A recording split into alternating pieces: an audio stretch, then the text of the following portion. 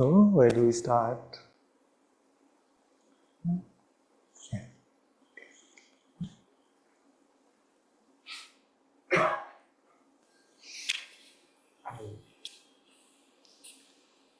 I'd just like to report on how what I'm learning, just surface it and, just see how it plays out. For a long time, I was experiencing two things. One is, sort of experiencing the world through the senses and the mind, and also experiencing presence, consciousness continuously. But I feel like a subtle shift is playing out, which is very recent. I just want to sort of surface that. In the earlier seeing, it was really, again, like two different images. In other words, I was seeing the world and I was experiencing consciousness, but the two were not reconciled in any seamless way. In other words, it was like two different images. I was like, okay, now this is the world, this is the mind, and I'm feeling presence. I'm feeling presence, and I'm experiencing the world, isn't it? So two different. It's like you're looking at a car, two different mirrors of the car. Right. You're seeing different views. You're sitting there, but I'm seeing, feeling presence. Maybe it's like looking out of into the rear view mirror, and I'm looking at the world that's the front view. But then, through this deeper inquiry into who's looking at the presence, and then really saying, okay, so I'm looking at the presence, I'm here, I'm just here, just here, and, so in other words, the awareness of the presence and the presence just completely, there's no distinction whatsoever. There's, so it started to now feel like it started to collapse. The two visions have started to collapse in that there's only the only consciousness and awareness of consciousness, and that's standing alone. In other words, it's an unbroken whole. And then I've done a lot of experiments. Obviously, you always tell us to say, can you stop being? So the thought, can I stop being, has no impact whatsoever, right? So the thought has no impact. So it's standing alone, thought has no impact on it. Obviously the body has no impact on it. It's completely, the living one is completely untouched by thought or phenomenal, and it contains all. And so it's really like, it's feeling like the world itself is like an integrated play. Right? It's like the content in the living one. And while I can feel my body, but the whole thing is an integrated content. It feels like that, right? So if you empty all the content, not just the body, but also the objects that are all seen, empty it all, then what's just standing alone is only consciousness and the awareness of consciousness, untouched by any of its content, just luminous and just standing alone. And also, I think I just wanted to report on this. I think it also feels like when you talk about mind, it feels like this. If the consciousness is one, just untouched, then the mind must also be one, right? In other words, like the mind would be creating the whole play. It's not just creating this body and the thoughts that this ego identifies with, but creating all the circumstances and everything that's playing out would be the power within the Maya Shakti of God itself. It created all, isn't it? Because the living one is just one unbroken, and everything else is just its own, contents of its own imagination.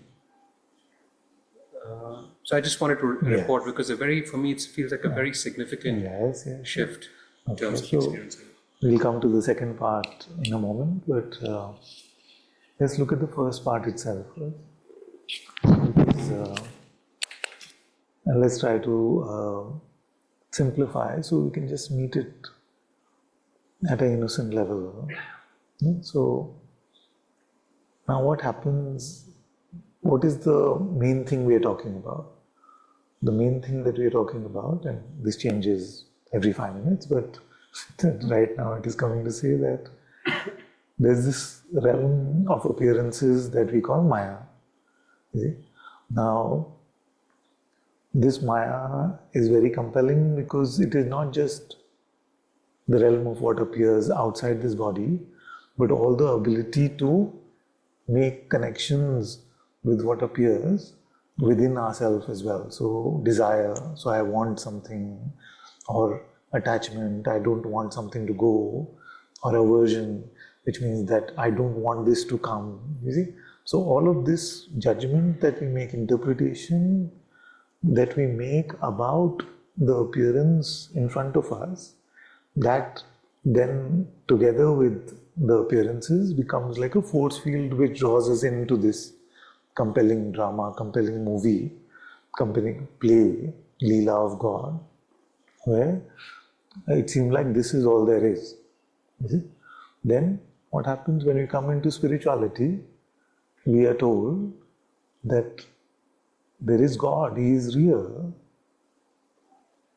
and not just something that you can conceptually believe, but His reality can be your living insight, your living experience. You see? And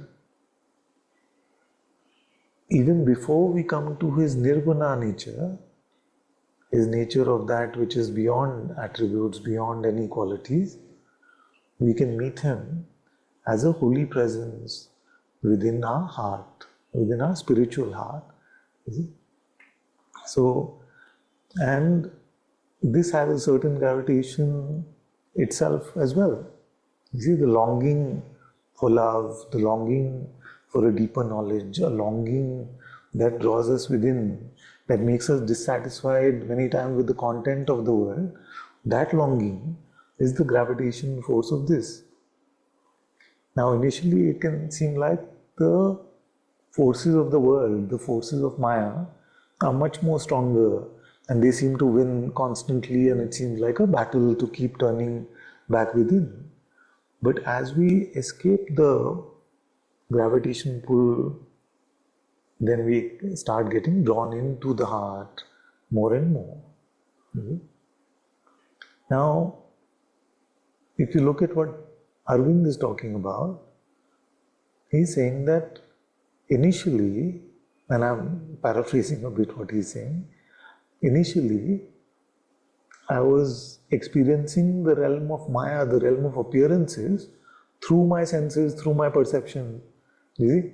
But to experience my inner world, my inner presence of God, the Atma within, the Holy Spirit within, and in the light of that, to come to that which is purely without attributes, the nirguna reality of ourselves, I realized that these senses, these perceptions cannot get me there.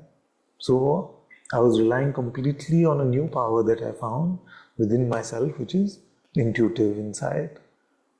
Because what I'm finding as consciousness and that which is aware even of being is beyond the realm of our senses, beyond the realm of perception. You see, so I'm relying on my intuitive insight. You see, so initially it can feel like it's two different realms. We are experiencing the world because we're using our perceptions, our senses, and judging them based on our interpretation. But when we go to the inner realms, then these tools don't work.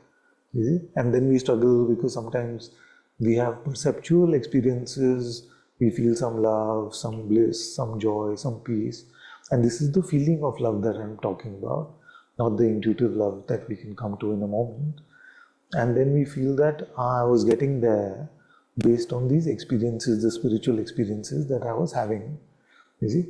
But that is the extent to which our perception can go. You see? After that, we have to rely on our intuition. You see? Now, what he's saying is that, but this which seemed to be distinct, the realm of perception and the realm of intuitive insight, that seems to be unifying. You see? And if we start to pay attention to that, we will see that that unification happens as we start relying on our intuition more and more. You see, on that Atma, on that, the power of that Atma, the power of that Holy Spirit more and more, and we rest in that, then that which is needed to be perceived in the world can also be brought to us intuitively. You see? So we are changing, you see, from a different set of glasses, in the process of changing my glasses. So, you see, from like bifocals to progressive. I don't know if everybody will get that reference, but an older instrument to a newer instrument. And that gives us insight both in terms of how to operate in this world, what is happening here, as well as not leaving contact or touch with our true reality, which is known only intuitively. So then, like this, resting intuitively, we never let go of the true sense of who we are, and the world continues to be perceived as well. You see? So what is needed for that? We remain in this pure perception, and we're not seeing everything through the lens of the mind. You see? Actually, we never were, but the lens was interfering in its interpretations and judgments and saying, this is like this and this is like that, and how could he do this and how could she do that? You see, so all this contamination was happening through the instrument of the mind earlier, but now you're just resting in your Atma, learning to rest in your Atma within, and allowing that to everything around you to unfold from there. You see, so that's a beautiful transformation, and it's a constant work in progress. Nobody can say that I'm fully now out of the gravitation of Maya and fully into the gravitation, the attractive field of the heart within. And actually, nobody can also say that I'm fully caught up in the realm of Maya, because that longing from the inside will also keep showing up in some way or the other. You see, so both these force fields are always at work in our life. And as we are deepening into the force field of the Atma within, then we are taking on the discipleship of the Atma, and it is showing us whatever needs to be shown in the holy chambers of our heart and in the outer appearance of the world. And it doesn't seem to be like I have to switch instruments to do that. It's happening very naturally, very organically. So this is very good. Then the second question was about the nature of the mind and its oneness compared to the oneness of consciousness or being. You see? Now that depends a lot on what the definition of the mind that we are using. So Bhagavan has also used many different definitions, but his most often used definition was that the mind is a bundle of thoughts. And if we stay with that and look at consciousness as the projective light, then it makes things quite straightforward, because the bundle of thoughts is just another set of perceptions that appears in the projective light of consciousness itself. So one consciousness in which all this objective play goes on, and as part of the objective play, there is also this thought appearances, which collectively we call the mind. So then that keeps it simple and straightforward.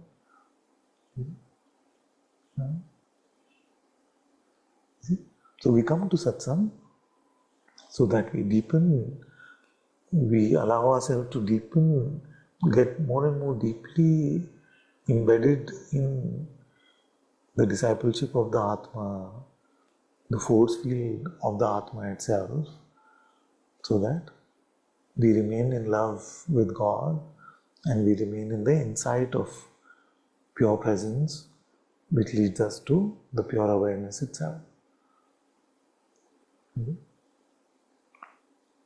So, what are the tools which help us in this? To leave the force field of Maya and to come into the true reality. So, the tools, of course, are prayer, surrender, inquiry, faith, humility, all other tools that we talk about. We've spoken about a lot of them, the aids to bring us back to our true life. Because when we live in the outer force field of Maya outside, then we are living a zombie life, which seems like it is alive, but it is disconnected from the aliveness of the presence of God.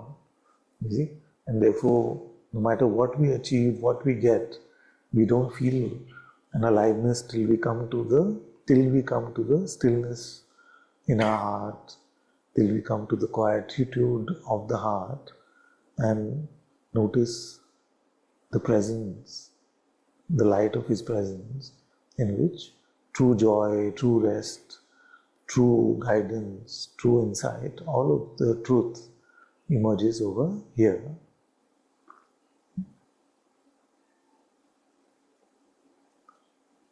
So that is the project, so to speak.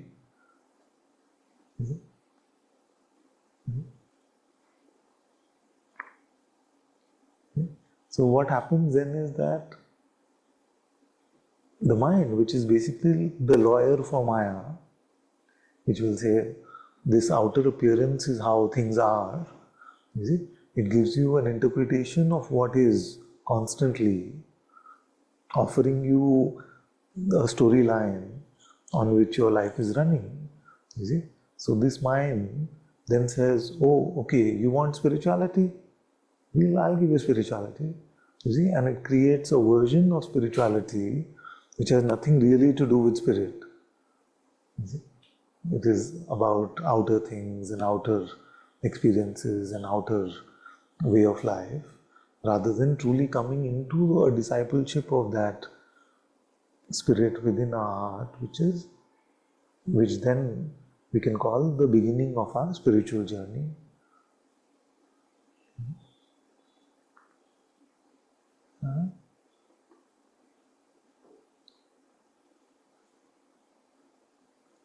So we go through all the layers of our existence. We go through all the layers of our existence. We cut through the cross-section of the world, which is also a layer of our existence actually.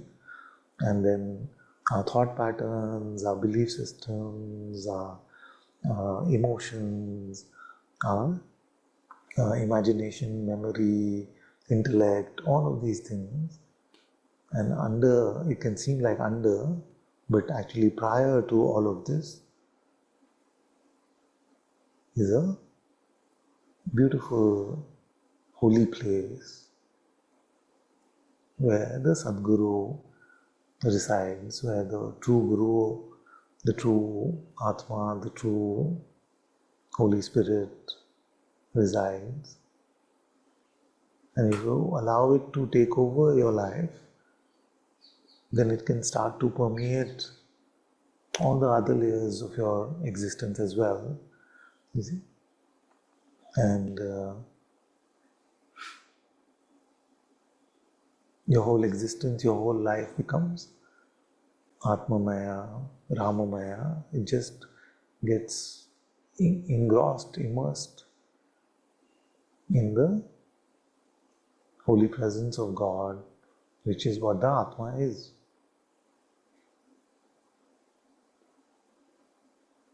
And you start living your life from your spiritual center rather than the mental center of the mind.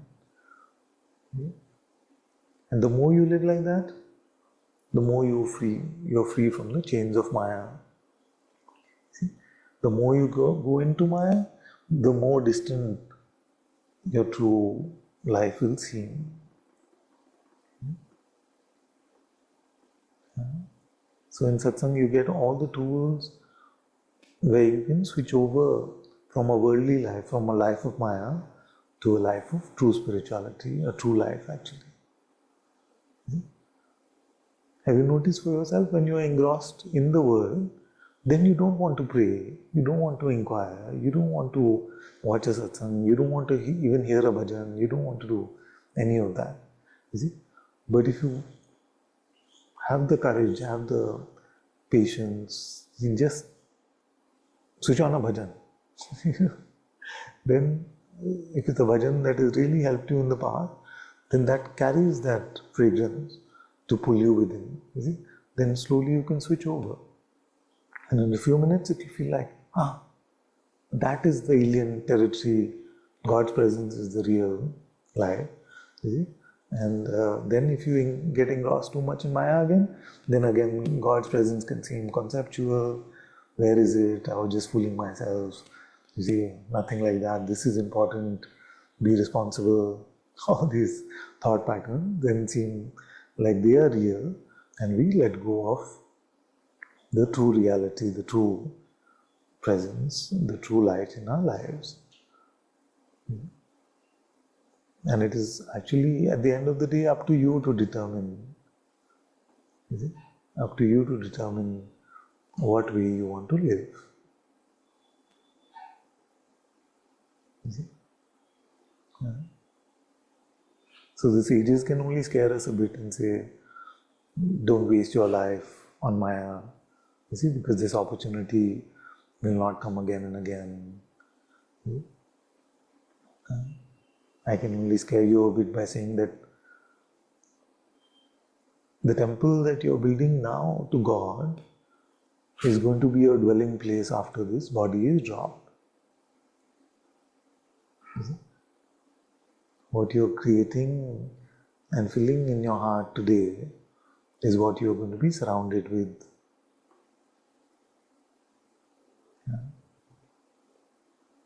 The home that we make for God, is it unfair that we are asked to live in it then? I saw some impressions of unfairness on some faces. So I was just like, but that's the home we are building for God. In our life, we are building our spiritual life brick by brick. You see? And that we are calling metaphorically the temple of God. So that temple of God, we are asking Him to live in the altar there. You see? Why is it a problem if we have to live there after this? We asked Him to live there also. You see?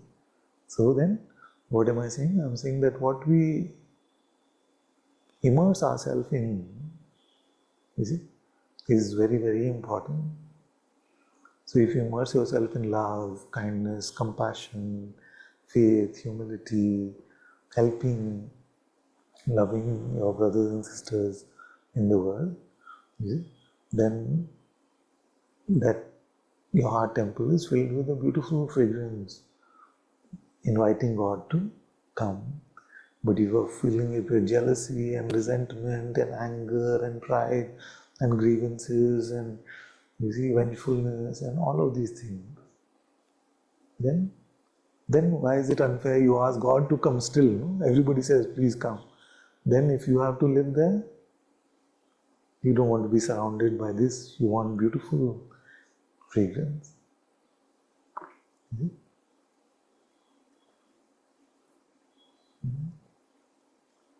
So, what you immerse yourself in now is very, very important. Moment to moment, do you follow as you're guided in the heart, or are you following that which the lawyer for Maya is telling you, which is the mind?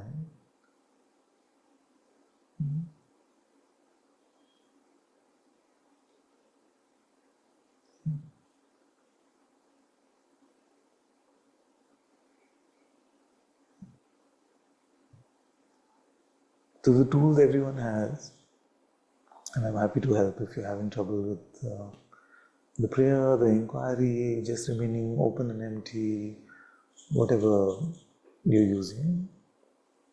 And if little bit whatever I know I can share to help you, but truly the point is to surrender yourself to the Atma within, so that it can guide you moment to moment.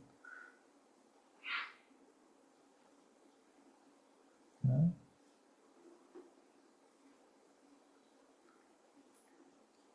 If you have a sense that this is what life entails, then you will not lose your way.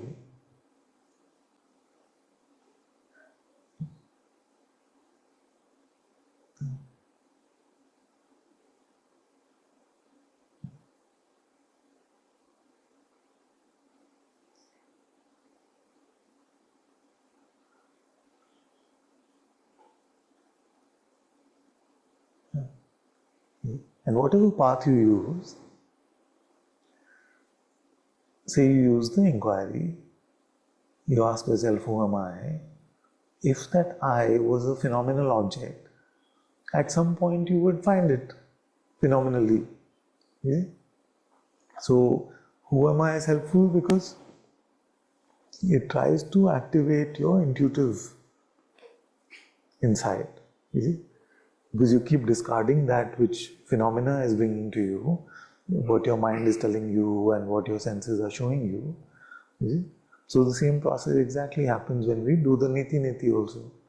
You're discarding the phenomenal, you're discarding the mental, conceptual, imaginary, memory, all of these layers, and you're waiting for a deeper insight, which is beyond perception. See?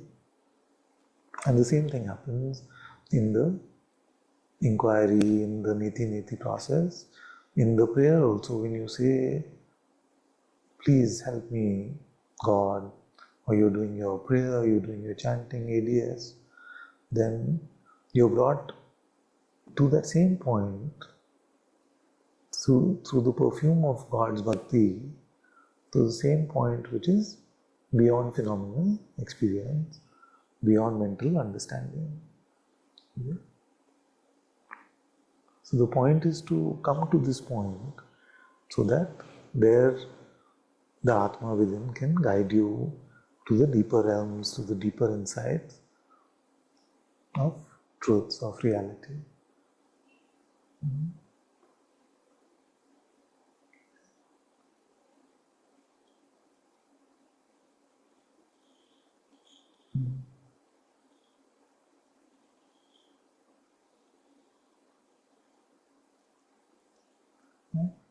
So the point is not to rush and label yourself, say I am like this and I am like that, I am only an Advaitin, I am not a Bhakta, or I am only a Bhakta, I am not a Advaitin. All these are helpful, you see, and sent by God's grace into your life, and whatever guidance you receive from within, we can follow, so that we can rest in the holy temple in our heart.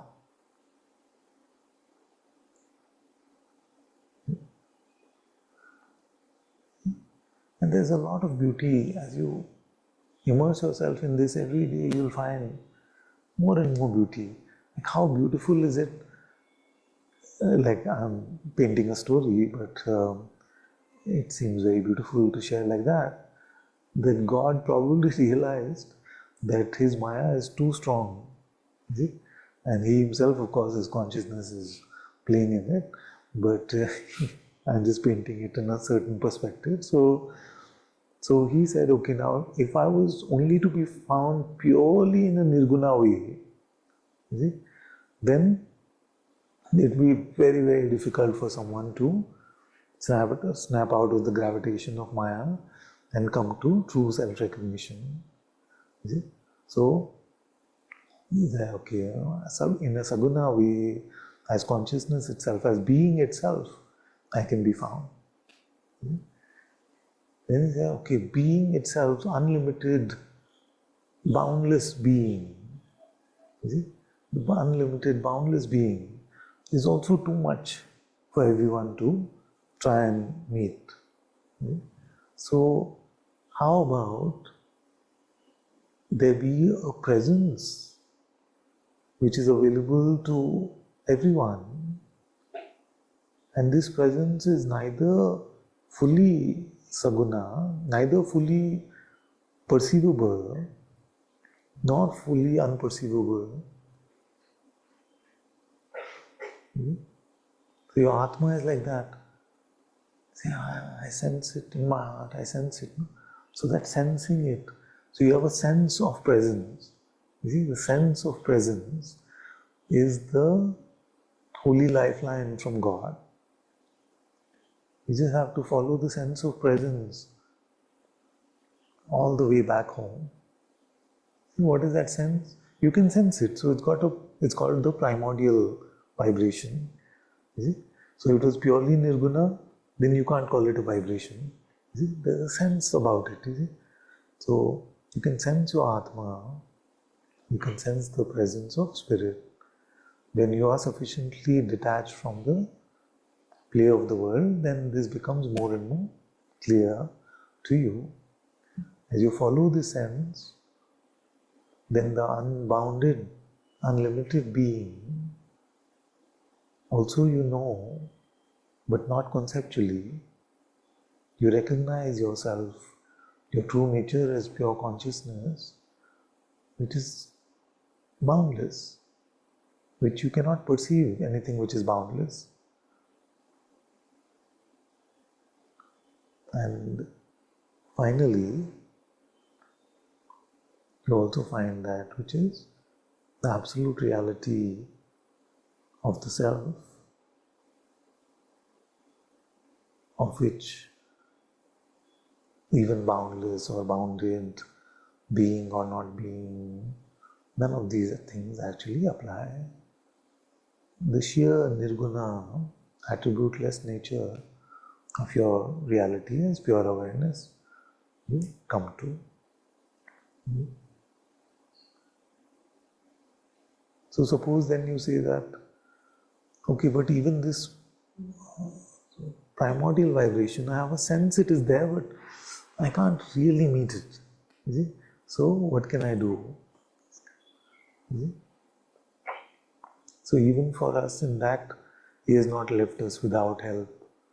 You see? So find that love in your heart and follow its source. It will lead you to that primordial vibration, that holy presence of Atma within. Say, I can't find that love also. What do I do? Then you say, okay, pray. Just close yourself out from the world. Just go within yourself. Even if you feel like your heart altar is empty, just sit there and pray. You may not have any experiences there. It's not necessary that you do. But just pray. And say, okay, I don't want to pray. All this sounds too mystical and strange and esoteric. I want to do this logically. You see? So, okay, don't pray. Find out who you are. Who is witnessing all of this? Who is aware of all of these perceptions? Find that out. Even for that, you'll have to go within, isn't it? So you enclose yourself again. And whether you're doing it in the form of prayer or in the form of powerful self-inquiry, you're asking, whether truly asking, like with knowledge that I'm asking, or inadvertently you're asking for the assistance of the Atma within, of the Holy Spirit within. Because the truth can be known only in the light of the Sadguru presence, which is another name for the Atma within. So, this is available. Now you may say, okay, but I'm praying, my prayer is not working, or I'm inquiring, my inquiry is not working. Firstly, we should not say these things unless it's been like 10 years or something like that. I know I said 2, okay, you can catch me later. But, but we should not get disheartened easily. So at least give it 2 years before starting to get disheartened, say it's not working. You see? And if after persistent trying also is not working, then pray to be shown what are the blind spots. What are you still proud about? What are you still thinking you're better than everyone else about? There is some lack of humility, some lack of gratitude, lack of helping, compassion that gets in our way. So, and in that assistance, then we are shown that we have an image of ourselves which is very elevated, but when we talk to others around us, they don't seem to have that image. And even if they do, we start to notice for ourselves the words and the actions that come out of this body mind, and we start to see ourselves at the receiving end of them. Very often we start to notice ourselves not just as the originator of those actions, but at the receiving end of them. And that cleans up our eyes, so we can see how is it that we are actually using our life, expressing our life. And then that helps us to see more objectively our blind spots that we can't see otherwise. So once we ask for guidance in this way, then life shows us in so many different ways. You see, what is keeping us, holding us back? Sometimes it could just be like spiritual pride, that I should have this by now. Who can say that? See? Who is entitled? Like I have prayed for 10,000 years or inquired for 10,000 lifetimes. Does that entitle us to God? It doesn't entitle us. See? So maybe sometimes we get stuck in those kind of things where we lose our humility. We think that God is an entitlement because of what we have done. But we must remember that our job is to do, is to bow down, is to inquire, is to pray. But ultimately it's all His grace. It's all His will. It's all His will. And that's actually good news, because He is more merciful than just.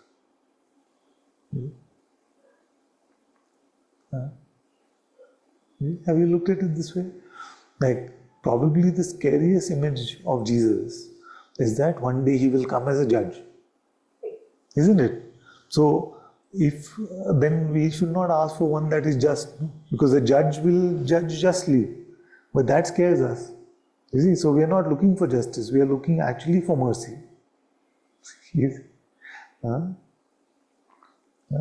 So, but we are lucky that He is merciful. And I can tell you that His mercy is so boundless that this foolish boy didn't know any of this also. And yet he kept getting blessing, kept getting blessed in all of this. So if it can happen for this foolish one, all of you are much more sincere, much more dedicated, much more. And what am I saying has happened to this foolish one? Nothing very great or something fantastic, just that He's made Himself known in my heart. And that I can't deny. In all humility also, I can't deny that fact. You see, that His presence is here. And in the light of His presence, then that intuitive insight into the nature of our reality is apparent. But I have to say that in spite of all of this blessing, in spite of undeserved, grace is undeserved. Because nowhere, like I never was so deeply embedded in my spirituality as I see some of you. And yet he blessed this foolish boy with so much love and grace. But does that mean that I don't fall for the tricks of Maya? It doesn't mean that. In spite of so much grace, on a daily basis I fall for something. For a moment some pride will come, or maybe many moments.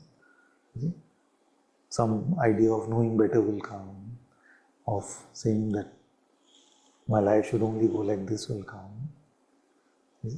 So that's why I'm saying that the gravitation pull of Maya, we can never discount fully and say, no, now I'm in God's presence, it can never happen.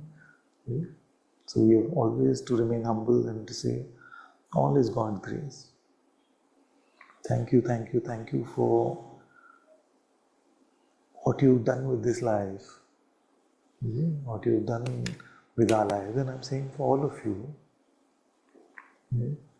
first we must be grateful that we can even hear about the truth of His presence in this way, because many of our brothers and sisters don't have that. They still think of God as some conceptual idea or some silly, like fantastical idea of what they think God will be. But the fact of His sheer approachability in our heart, the fact that our heart is meant to be a temple of His presence, most of them don't end up hearing in this life. And even if they hear, they just, you see, the pull of Maya is so much that they don't actually, they're not able to actually hear it. You see? And I was exactly there. That boat also till He pulled me out. All by His grace.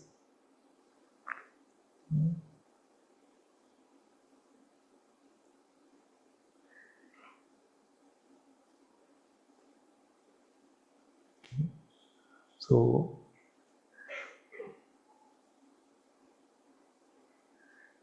if it can happen here, if it is happening here, then I'm the living testimony to the fact that He is much more merciful than just. Yeah. And many times we feel like, but that sounds so unfair. I wish that He was just. You see? Then ask yourself whether the image of a judging God is scary for you or it's happy for you. Actually, at a point, after a point, you start hoping to be judged. You feel that one day He will come and judge you. So it's not a fearful idea anymore.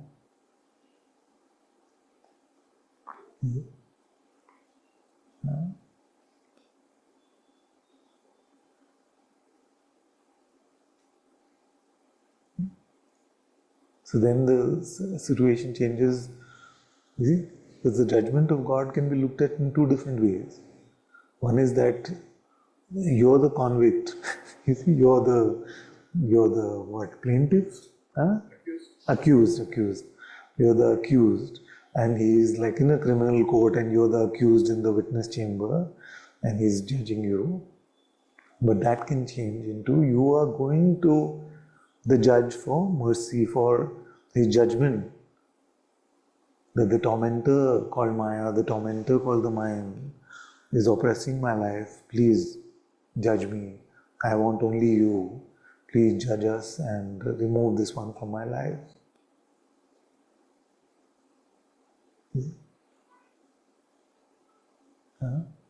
So in the olden days, then people used to go to the kings for justice, isn't it?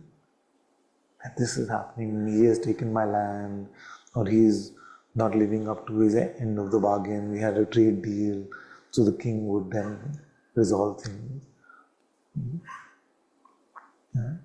So there's nothing really to be scared about God's judgment, because He is the most merciful and just, but thankfully more merciful than just.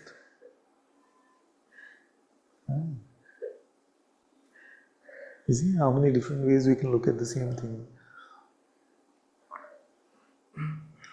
And in the light of the Atma within, you will learn to shine a true light into all of this.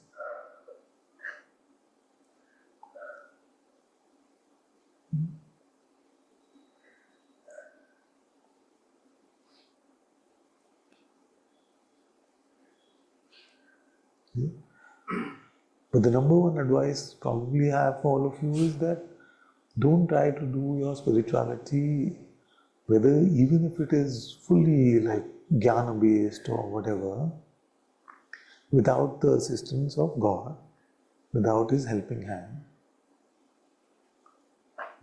Many can fall into that trap where it starts to seem like a process of natural science in the world, that I will ask myself 10,000 times, who am I?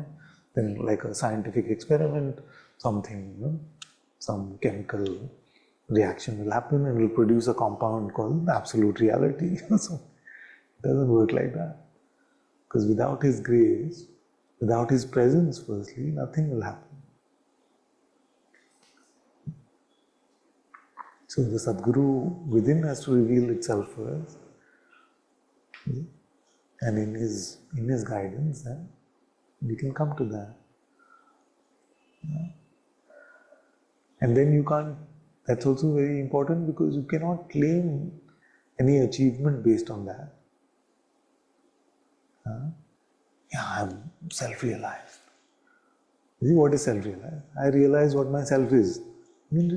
Or God realized, I realize that God's presence is here. Isn't it? Now, if that happens ultimately as a result of grace, then what is there for one to say, oh, I am self-realized, or I am God? That's a sheer silliness, isn't it? So you must not fall into any of those traps.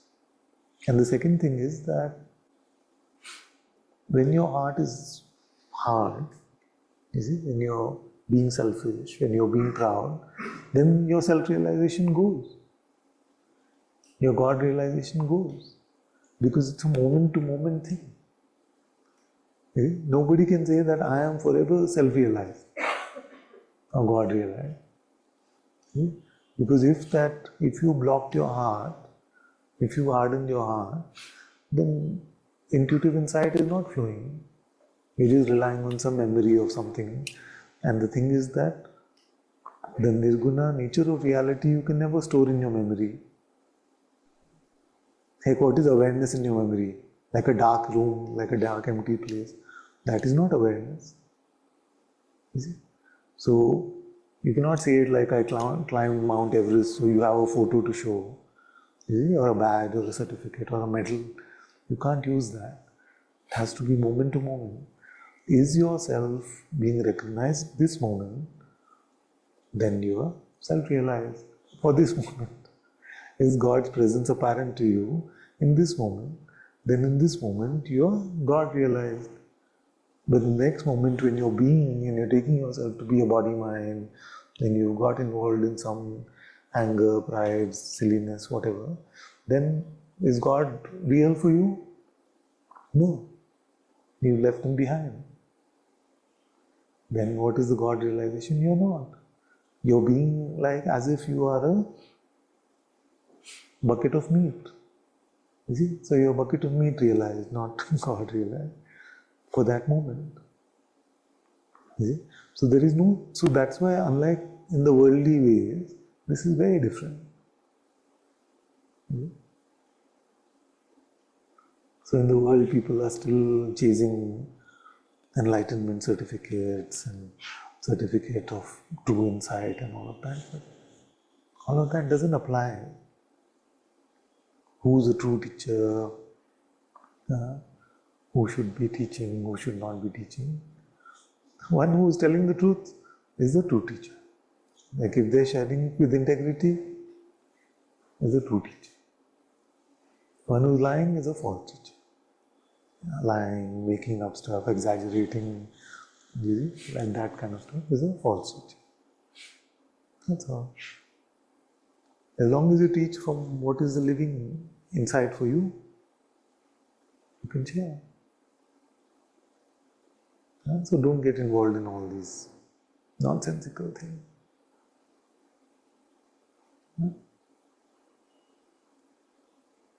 Remember that Maya has a million ploys to pull you in. And it has many, many, many spiritual ploys. You see, all that sounds spiritual is not spiritual. Only that which takes you to spirit and helps you deepen there is spiritual. Just the topic of spirituality doesn't make anything spiritual. It's not, अच्छा ये तो बहुत अच्छी spiritual बातें करता है. That is not spiritual. Does it come from spirit? Does it lead to spirit?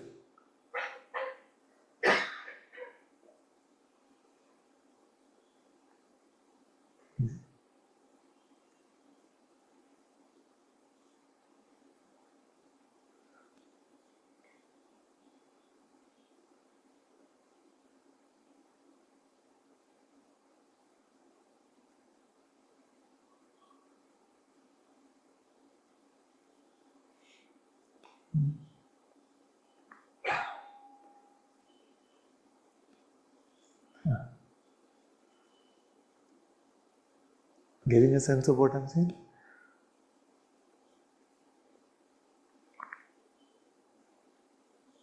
It is giving you more and more tools so that you don't fall for the tricks of Maya.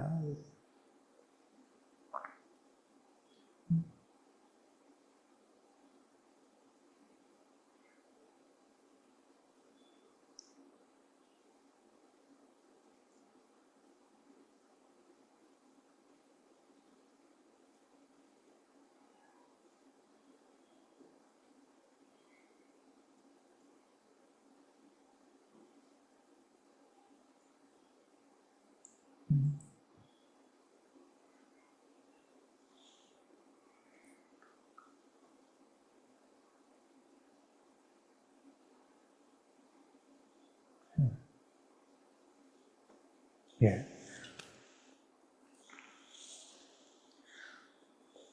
Maybe I'm misunderstanding you, Ananta, but you always speak on the level of time and me. Why? Yeah. Maybe it's just I'm foolish, but also it could be that the help that we need is because we take the level of time and me to be real. Because if you can explore the one that could be even misunderstanding this, is that at the level of time? Or the one who's trying to understand this, is he beyond the level of time and me? Like this concern about this appearance called Ananta is appearing in time. And there's apparently a me that is trying to understand what he's saying. And there's apparently a you, which is Ananta.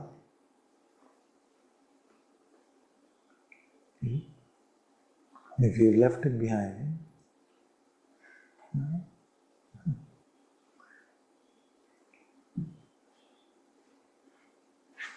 then we can talk differently maybe. Or maybe we don't need to talk at all.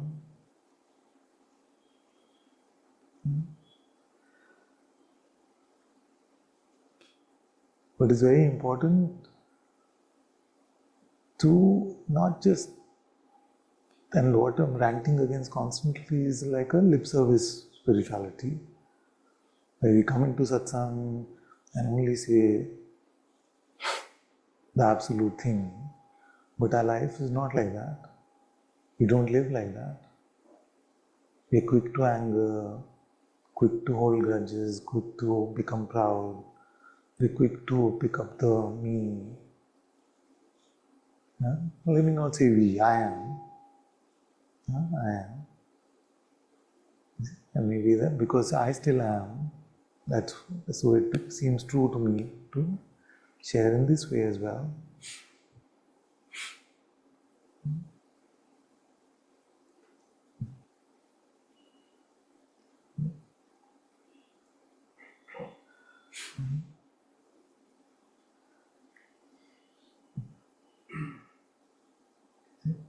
And if you actually look at it,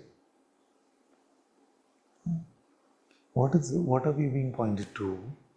So Bhagavan said, and he is the embodiment of Shuddha Advaita, Keval Advaita, pure Advaita.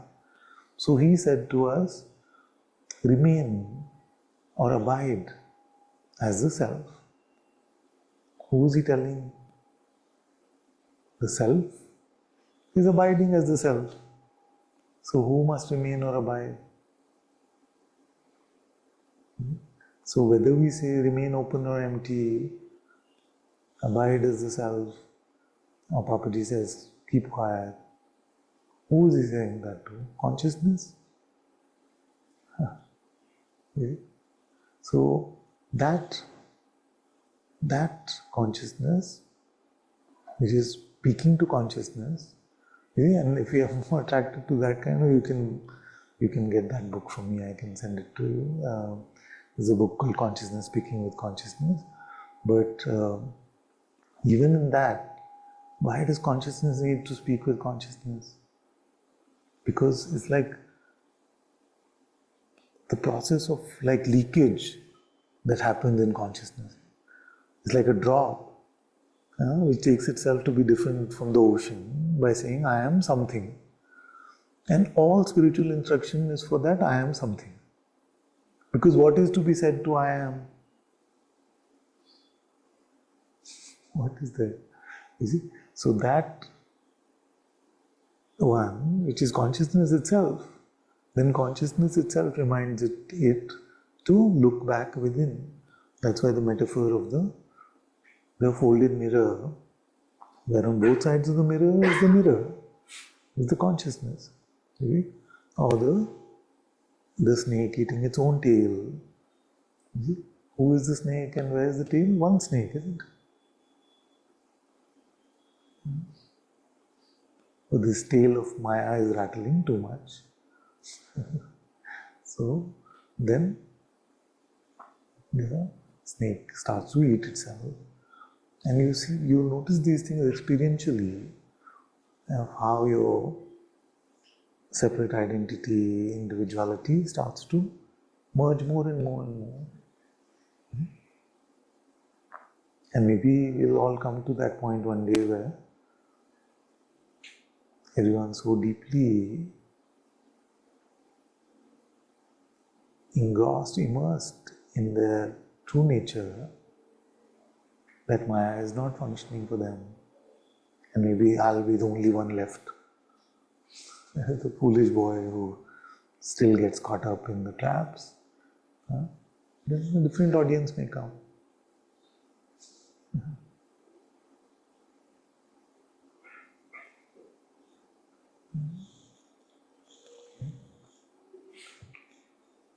This is a very important question to ask. Very important question to ask. Because if you don't ask, then many times we can just hold it within ourselves and somewhere we start resenting. Is it? So it's very good to just ask and say, what's happening? Is it? Aren't I, like you've told us for years, aren't I just pure consciousness, pure awareness? Is it? Then, but even in those times, the inquiry was offered for whom?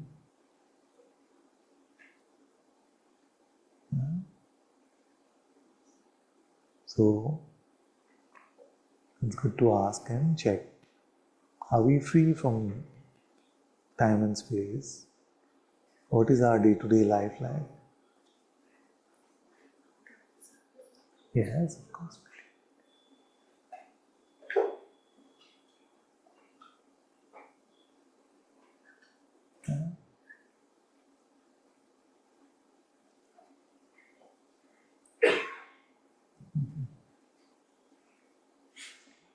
So then we can allow ourselves to deepen away from this kind of conclusive, mental, conceptual spirituality. Where we just making a defense mechanism out of our mental conclusions, which may be as a result of true insight. From true insight, what does the mind want to do? It wants to build position for you. It doesn't want you to remain in just the sheer insight. It wants to make that into a conceptual understanding or add that to your narrative, saying that, 5 years ago, I saw that I am pure awareness and I am enlightened then after that. Is it? Huh? Who is enlightened? Who are you talking about? Who saw? All those questions go away, isn't it? So all the false claims also have no place.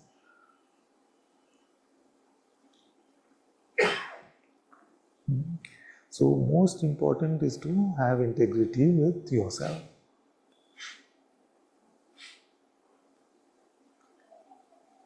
Have integrity with yourself. Because life will always show you.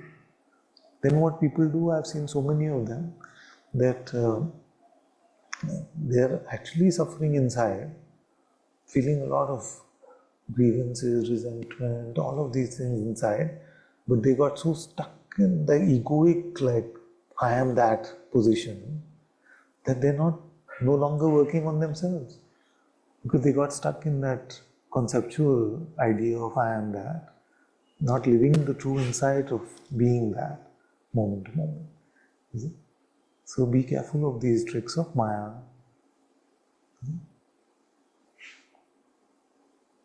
Be very careful of this.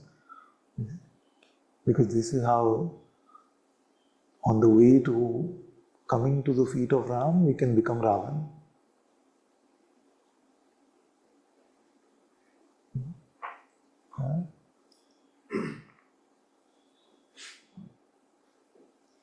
Beautiful thing, no? You heard the other day that Ramji was aware of his pride. उनको अपने अहम का ज्ञान था. And Ravan was proud of his knowledge. उनको अपने ज्ञान का अहम था.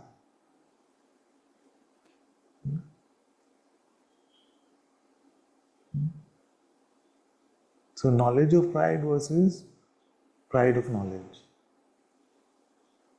It's quite tricky to say as I'm saying that. So that's the key thing. So and I want to also stretch it further and say that if you don't have knowledge of your pride, then you have pride of your knowledge.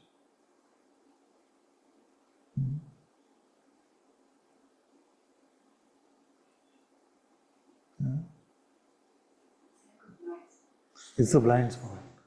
You see, because this pride hides better than anything else in the world.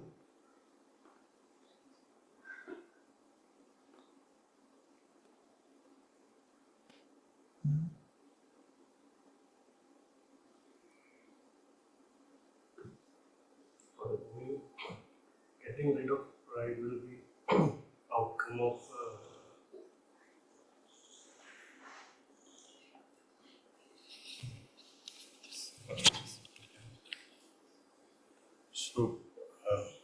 getting rid of pride is practically impossible if I try to eliminate by giving up pride for. Yeah. It's impossible. I mean, if I compare it, sometimes I feel I'm humble, down to earth. If you see Hanuman, he is saying Jai Shri Ram, who is standing in front of him, his friend, or Lakshman saying to his brother. I cannot imagine in any life I can tell to my friend Jai Shri Ram, I will be servant, or I will tell to my brother that share my brother and I will be a servant. So that is ruled out, Father, isn't it? Okay, few things to say. May we all be blessed, firstly, with a life like that. It would be so beautiful to have that God incarnate is in front of us as a brother or as a friend or something. So something happens, no, that we recognize at a deeper place, and that we'll come to the question of pride in a moment. But how is it that Lakshmanji is able to say Jai Shri Ram to a brother who's older? It's strange, no, in the world to be a devotee of your biological brother seems quite strange. You see, so, but something in the heart must be showing, something in the heart must be confirming, and so someone who's seen him at such close range, to have not a doubt about his reality as an incarnation of God, is a beautiful testament to Ram himself and also to the openness of Lakshmanji also. But on the question of pride, how do I get rid of it? That's a very beautiful question. Firstly, it's a blind spot, so we don't even know what we are still proud about. You see? Secondly, if I notice also, it just doesn't go. You see? So I've been talking about the pretense that comes here when I'm sharing satsang, and I'm really working on that constantly. There's just like some teacher mode comes, oh, you must listen to me mode comes, that because I'm sharing and I know what I'm talking about. But if I really look, I have no idea. You see? So all that I can do is be available for the Atma within to use this instrument. But many times I get in the way, and that becomes a mask, a pretense. You see? So what can I do? First is to accept that it's true. You see? Notice it for ourselves. You see? Then just sit in the temple of the heart. Just sit in his light. Keeps healing all of this. All this happens. You see? So as you're sitting in God's presence, as you're sitting in true insight of what you really are, then that sort of cleans us up. And many times as the cleaning happens, we don't even realize how much is cleaned up. Then we meet somebody after some time and they say, but you were like that, now you're not like this. Hopefully, and hopefully in a good way. So we notice, I used to get very concerned about this. I used to pick up a lot of grievances or anger or resentment about these things. Now it doesn't bother me.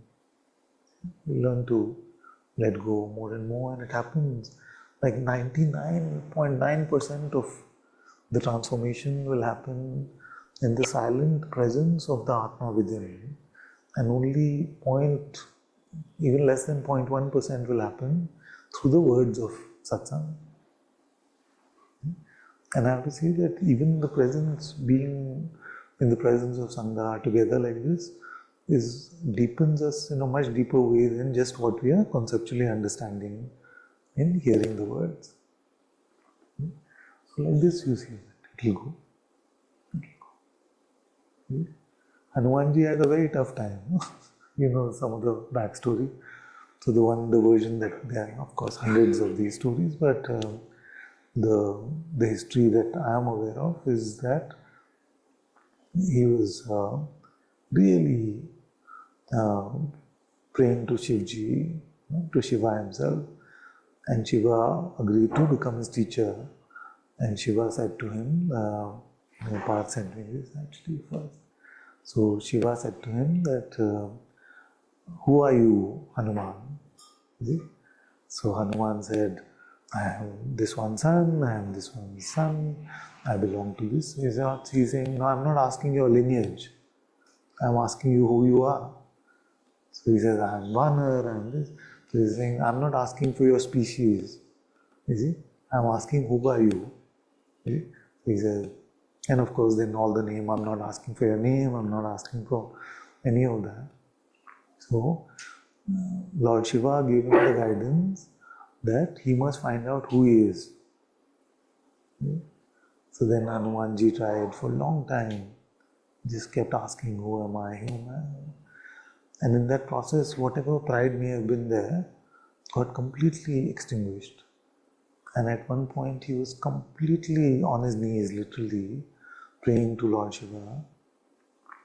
Then Lord Shiva said to him that you really tried, you really inquired deeply, and you've done very well, and your pride is broken, but now you have to wait for Ram to come, and with him you will learn the path of bhakti, because you learned the path of jnana, and still your heart is not fully satisfied. So you will now learn the path of bhakti, because your true master is going to come, your true Lord is going to come in the form of Ram. So then from then, this is much before the birth of Ram. So from then, Hanumanji has been waiting for Ram to come. And when he sees him, he realizes that this is my master, and then his life is fulfilled, because both the wings, as Bhagavan said, of Jnana and Bhakti are now fulfilled, and he comes to his true function in life and true place in life. So, in this way, like, is the Atma a Jnani or a Bhakta? Huh? Huh? See, you can't say. You can't say. It's God's presence, it is everything. And it knows how to use everything for those who are truly open to its light. And then it knows how to heal us, it knows how to take away our pride, make us humble, make us faithful, all the right ingredients, make us contemplative, full of inquiry, make us loving, full of servitude, faith, everything.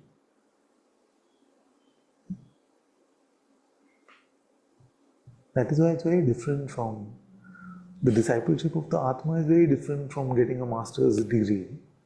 Because for a master's degree, you will say, okay, now this is my specialization, I will do finance with investment banking or something like that, or I will do science with this same thing. But the discipleship, the spiritual discipleship of the Holy Spirit, of the Sadguru presence, is much broader, and it's a constant deepening, a constant learning. So we must never close ourselves.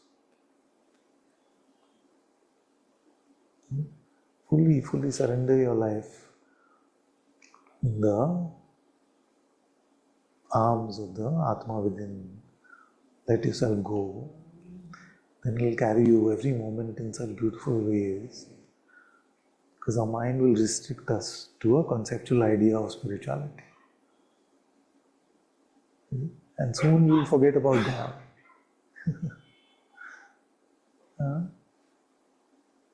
What is the symptom of a lip service spirituality? God is forgotten. It's just about me and my insight.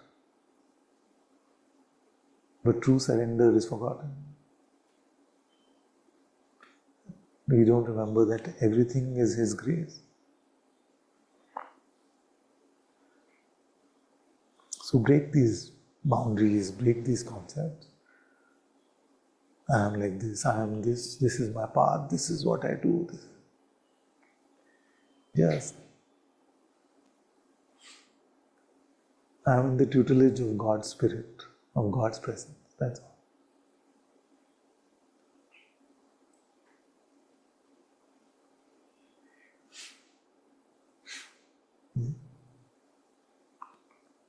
One Pandit Mahagyani came to have an argument with Mirabai. So he was like, are you stupid? You are saying that this small idol of Krishna is your Giridhar Gopal, is God. What are you saying? Don't you know? He is that Nirguna Brahman. He is that ultimate reality. You must drop this foolishness. Which many of us have this tendency to do. Because we get trapped in this, like, because we say, pure awareness, ultimate reality, absolute seeing. Those terms we can just latch on to very easily. So then Meera Ma gave him a full Updesh of Brahma Gyan. Things she shared with him, and with the perfume of true insight that she shared with him, that he realized that it's not foolish at all. The love for God, the servitude to God, helps us deepen in our insight. There is no insight without love.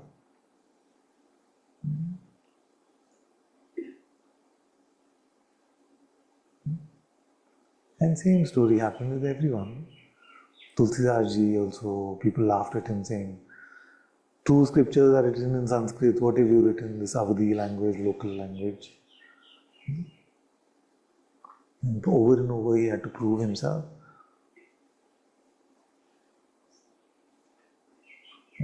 So don't get into any sort of pride either way, either of jnana or bhakti.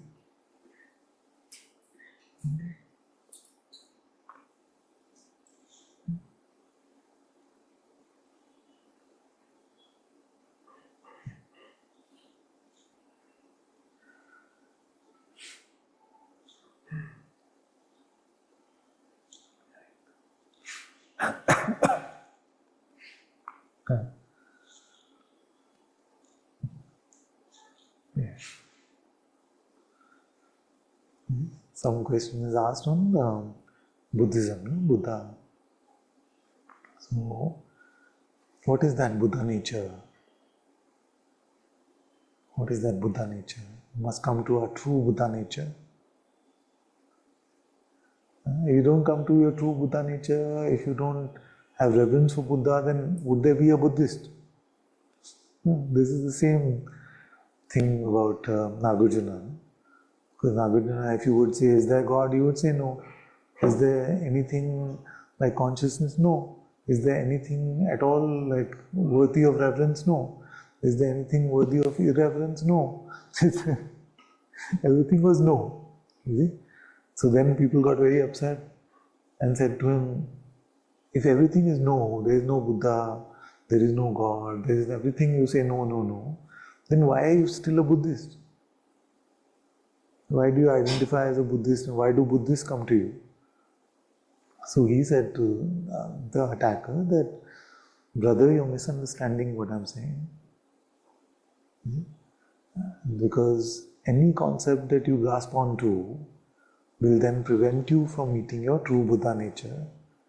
You see? So he was like a radical neti-neti type teacher. You see? Which doesn't mean that they don't have reverence for God, because their true Buddha nature is what? Reverence for the Sadguru presence within. But he realized that anytime we grasp on just conceptually to things, then they will become impediments. See? So it's like a neti-neti.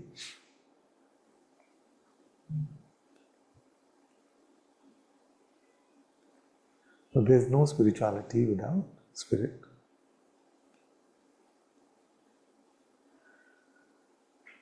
All the beautiful chants to Tara, to all the gods, all came out of Buddhism. Very beautiful things.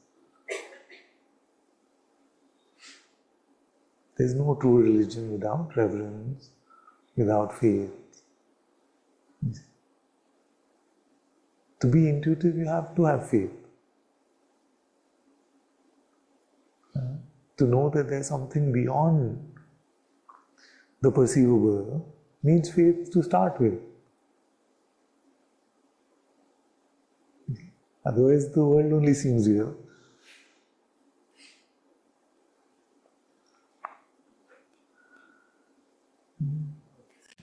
Yeah. Like I had gone with my uncle, my aunt, my cousin, somewhere we had gone. And of course, without spirit, you can't do spirituality. And I had to talk to them. I was talking to them. I was doing stuff. So my question is, in the interim, when you want to be spiritual but the spirit isn't there, is it a bad thing to just, like go the usual way, like just use the mind, or should I have been kept trying to find this? I don't know. I don't know how that would look like. As I said, that as long as you're speaking the truth of your living insights, your living experience, it's fine. You can share. So even the endeavor that if you say that I'm in an endeavor to find the presence of the Atma within, and these are the tools that I'm using, as I've heard in the satsangs that I've come to, or from my reading, or from meeting sages, this is what I've learned, then that is our spirituality.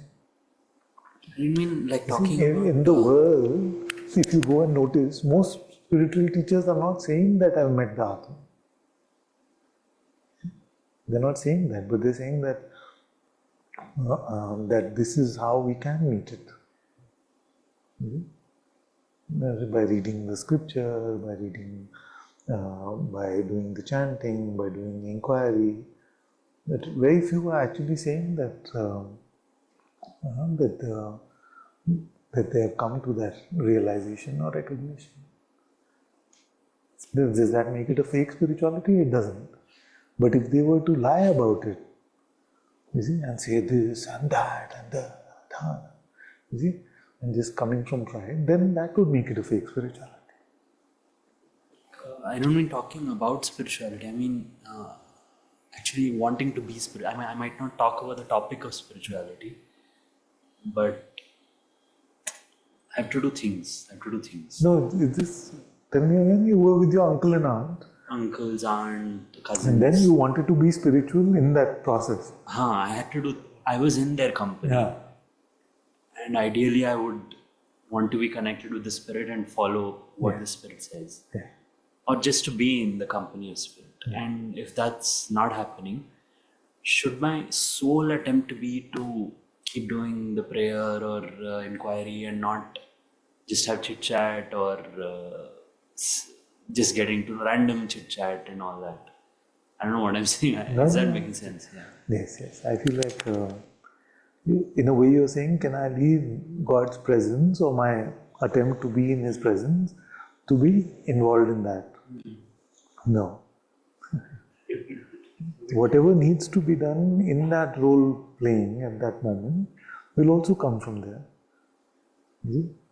So if you have the intention to be with God and people have come to your house, they're visiting you, then God may give you the words to speak, may allow those interactions to happen. In fact, all the roles that we seem to do, we only do by His assistance. But we take credit for them ourselves. We actually don't know even what to say next, what to do next, nothing. We don't know. Like a mother doesn't know how to bring up their child, but when the child is born, then something from within guides them, shows them this is how. So the one that is beating your heart, that is making the million processes happen in your body, will also put whatever is required in that moment in your mouth, whatever actions need to happen. So that is the trust you need. You just trust that. Don't worry about the outcome. What will they think of me? I hope I don't say something wrong. Don't worry. And with uncles, aunts, you're usually safe. Because they don't want to hear you. They just want to speak to you. You're fine anyway. Like that being withdrawn in the sense, not being sociable, that's the thing. That's recommended kind of, to try to reconnect. If you're just naturally present and listening, most people are happy. Like how many of us really want to hear another one? Let's not even talk about them over. Let's talk about ourselves. How many of us want to hear from our nephews and nieces and brothers and sisters? We don't want to hear. We want a window to be heard much more than what we want to hear. So if you're just a open presence available and listening, then that's more than enough for most situations. And if something needs to be spoken, then he will provide that also. But we can't leave him. हमें छोड़ना नहीं है. He never leaves us. He doesn't say, I have more important things to do. Then who are we to leave him?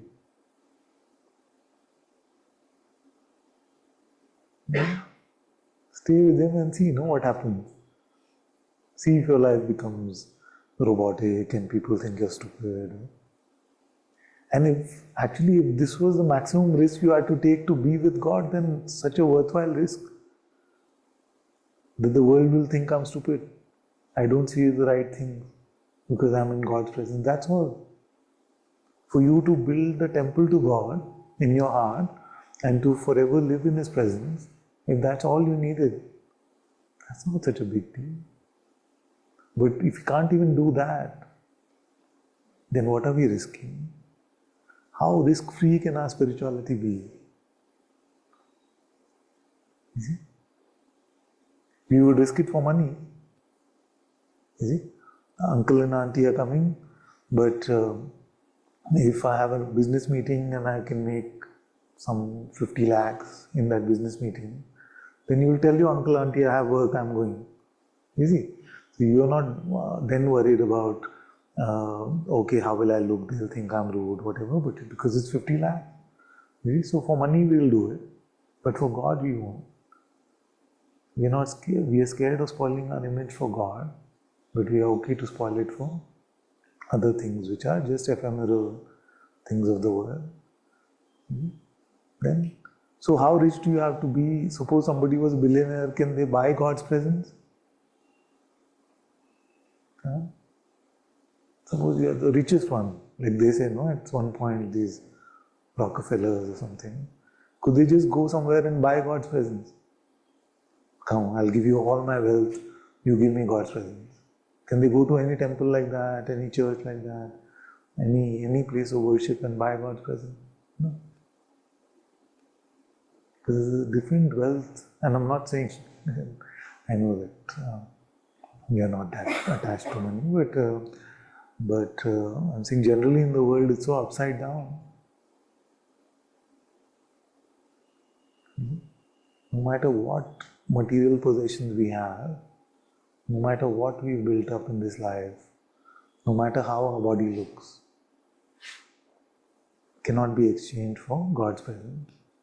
You may be the most wealthy, you may be the most good looking, you may be the most whatever, but you cannot exchange that, go to God and say, you take this and give me your presence.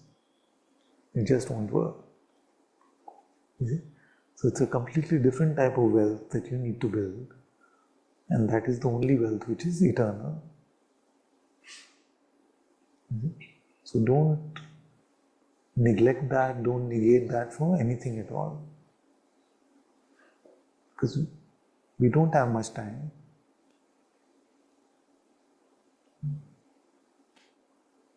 Do this first.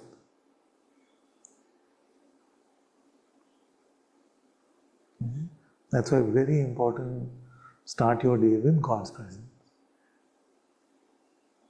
No matter what else.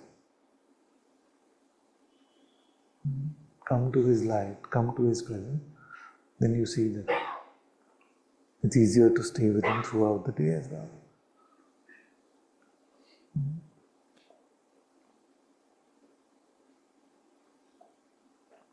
But if you keep postponing Him for later, would you be okay if He postponed you for later?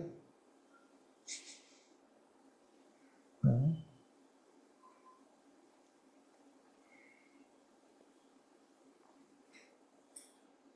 This beautiful thing Jyotika found about Jesus waiting at a cafe. Did you also?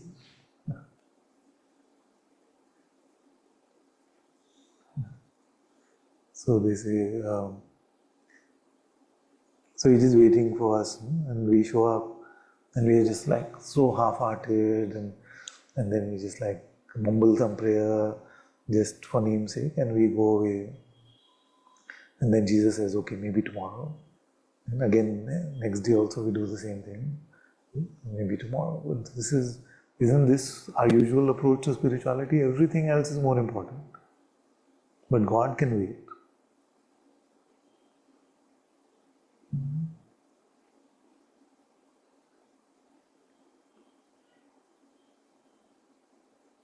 Nothing like that.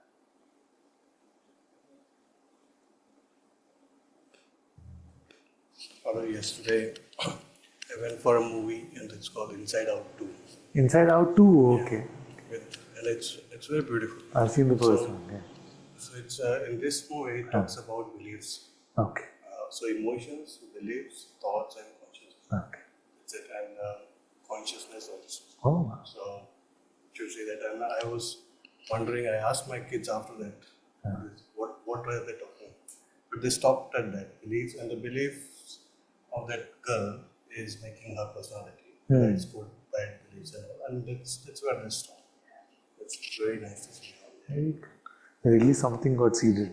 No? and how the beliefs are there. Their beliefs are seeded through the memories. Yeah. That's also they see. They're all picturizing everything, so it's very nice. Okay. I'm gonna watch this. Inside Out.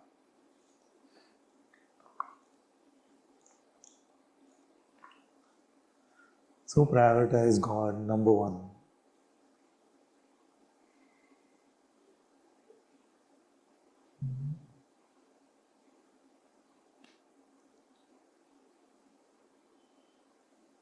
The temple in your heart where you expect Him to stay.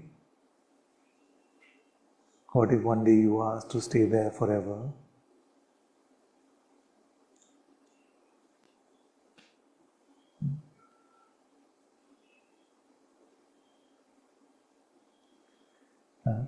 The beautiful scene at the end of the original Ramayana that was made in India, the TV show, where when Ram is leaving after thousands of years, they say that there was Ram Rajya, and if you don't include that Uttar Ramayana stuff, which I'm not a fan of, but then in the original Ramayana it said that there was heaven on earth, Ram Rajya, for thousands of years, and then there was finally time to leave.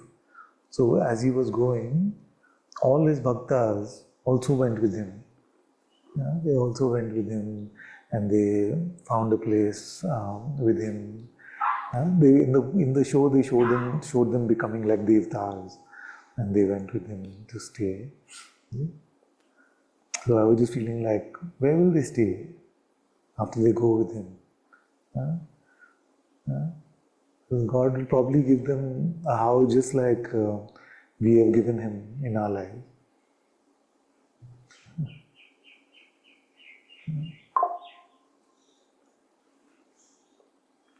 Or would that be unfair?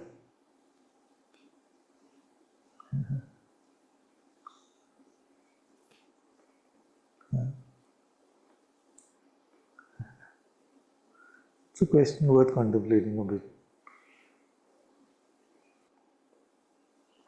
So that is why the word unceasing, or all the sages in India use the word nirantar. It's very important. It's very important. Whatever your path, whatever you feel guided to, prayer, inquiry, empty, whatever. Whatever the Master has told you.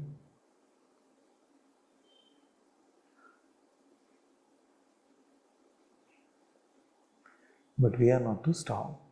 Because when we decide we are not to stop, then Maya will make us stop half the time anyway. But if we say we will do it halfway, then gone. Nothing will happen. It will become just a half-hearted spirituality. And there's very little time left. I don't mean to be morbid at all.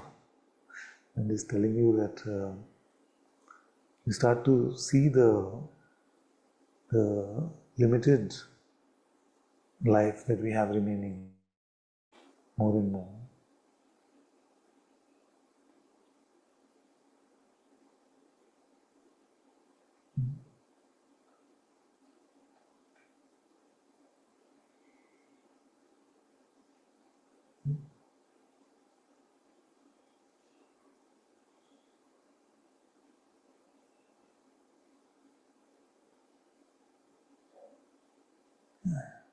So go through that struggle of unceasing prayer, unceasing inquiry, unceasing whatever, unceasing God basically.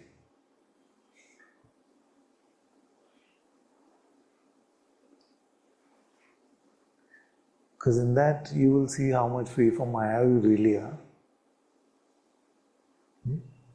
Otherwise your mind also sometimes convinces you that, I'm awareness.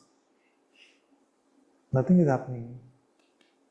If you truly try to be empty all the time and you're observant, then you'll see. If you truly try to pray all the time and you're observant, then you'll see. Try to inquire all the time and you see how many things you believe. But don't like an ostrich and not do it. Just presuming.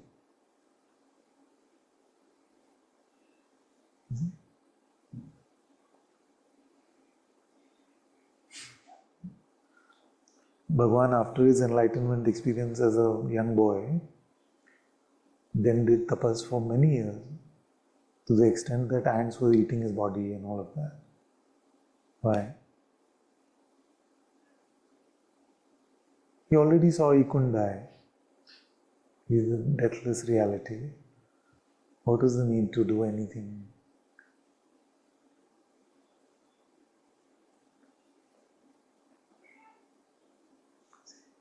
Because of this force field of Maya, which keeps pulling us back in.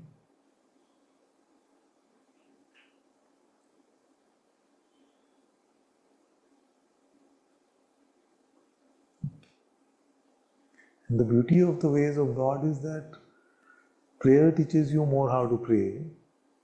Inquiry teaches you more how to inquire. The first time you ask, who am I? Nobody knows what to do. We may all have read the books. You see? But when we start, we don't know. Like we ask, who am I? Then now, then the thought comes, oh, who's witnessing this thought? Okay, then what is supposed to happen? You see? I don't know what. So nobody knows. But as you keep at it, even that needs so much faith, isn't it? Even the Gyan path surprisingly needs so much faith. Because you feel like, oh, something will happen, but you can't see anything happening. You're just like, okay, who am I? Now? Is some angel going to come and tell me like what is meant to happen? So many times inquiry is like that.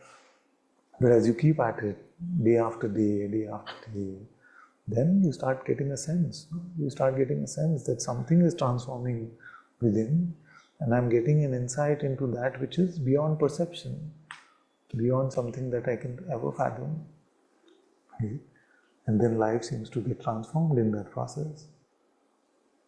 We recognize that we are not something which is material, we are not something which is phenomenal.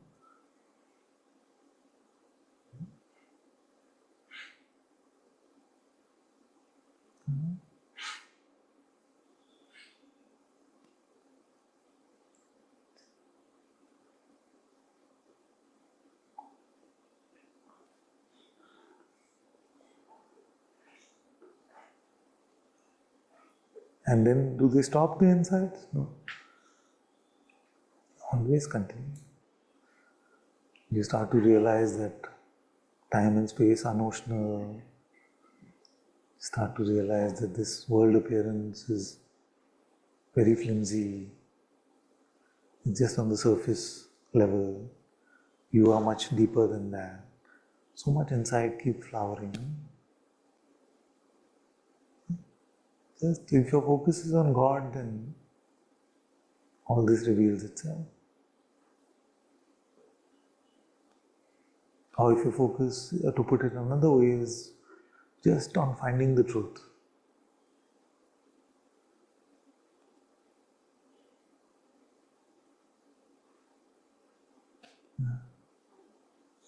Right? Just stop finding what you lost.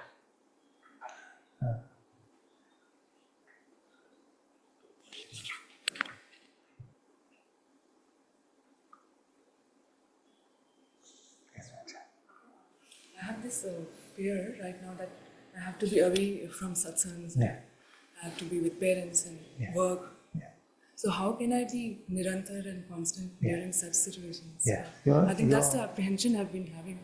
So just needed your guidance on it. Say the last part again. I mean, that's the apprehension I've been having because I've been having this anxiety that what will happen if I leave satsangs view. And the thing is, situation with work, there's a founder coming from US and all that. So something like that. And also with parents, sometimes it can be a bit challenging. So I think we're talking about the difficult relationships, like sometimes. But you tend to rely more on God, when you have such relations. Yeah. So that's beautiful that you shared the other day. Sorry. Needed your guidance on that. Yes, of course. I shared this example one time.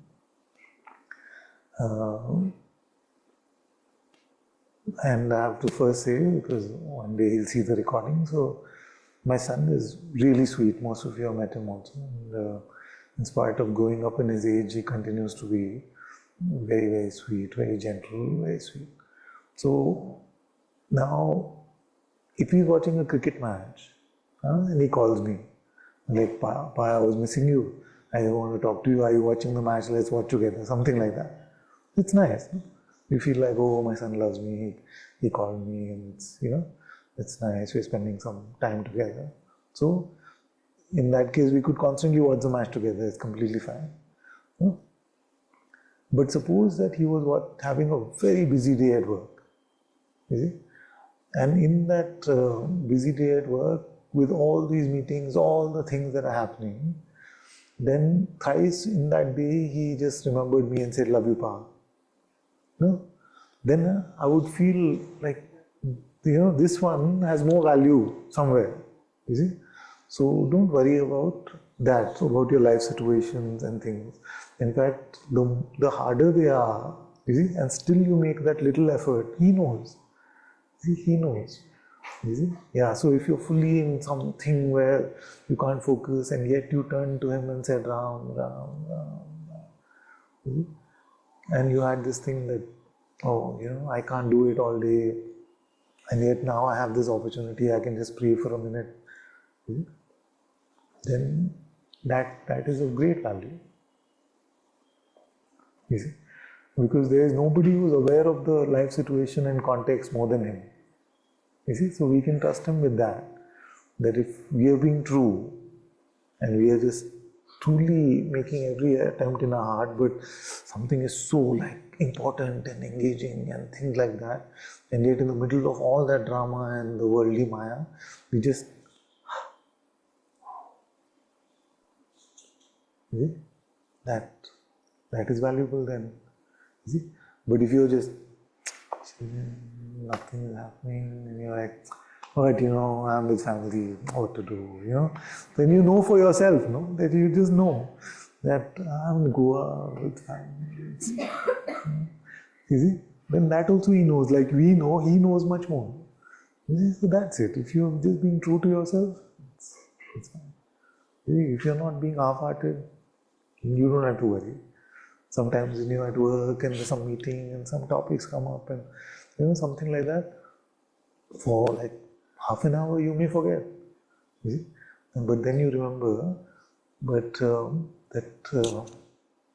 many times I've noticed this, even while trading and things, that when I remember him, then the sweetness I feel in my heart, the presence I feel in my heart is so much more. You see, then when I'm just sitting and then like that, and you see? So that he takes care of. He's not unjust at all.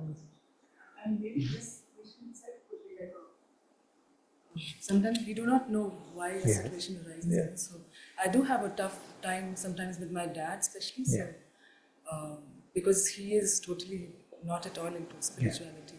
But the thing is that the beauty of this path, the beauty of true spirituality is that it's all happening inwardly. No? Yeah.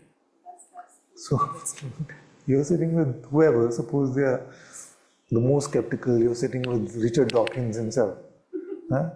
And you're just talking to him, he's talking about being an atheist, all of that. But inwardly you're praying to God, he doesn't know. How does it matter? You see what I'm saying? I think that's the good news that it's all internal. Yeah. That's so true. It's about your heart temple, it's about your inward journey, your deepening inwardly. Actually, my concern truly was that now that there was a point when the deepening was really happening, where I could really see the alive discipleship of God itself.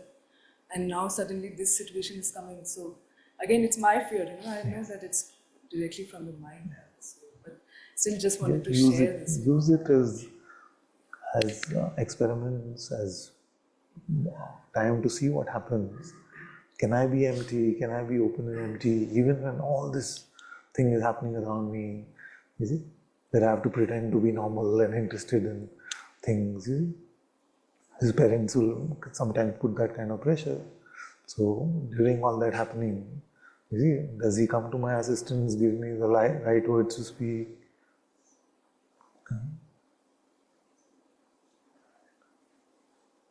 Just in whatever situation, remember to start your day with God.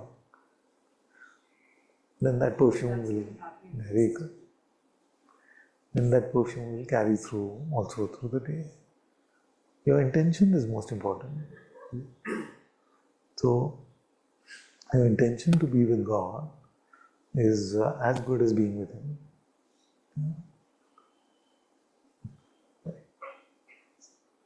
So one may be starting off on the journey, they may not even know what to do, but they saw a video on YouTube about God and something just clicked in their heart.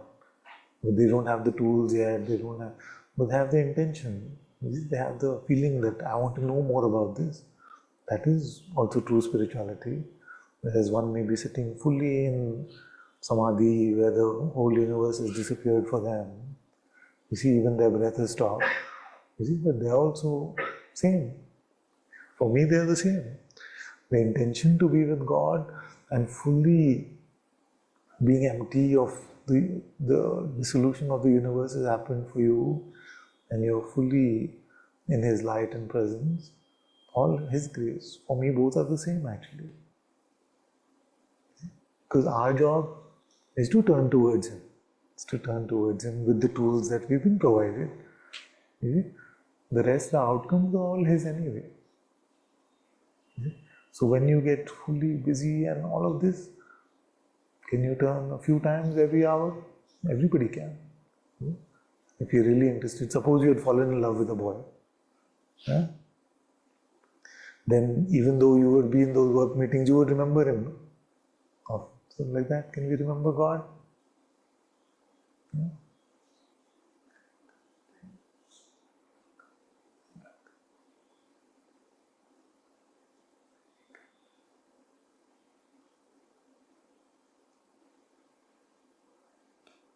And the beauty of this is that He always lays out the best situations for us.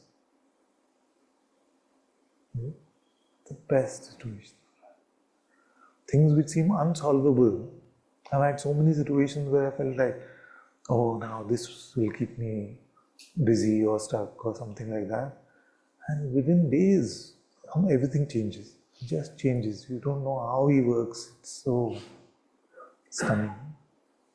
And the more we develop this faith, this trust, the more you see these transformations in your life.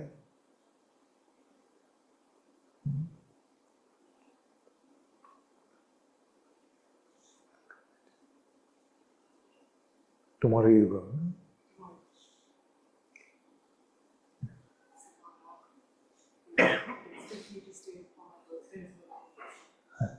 There's some work situation.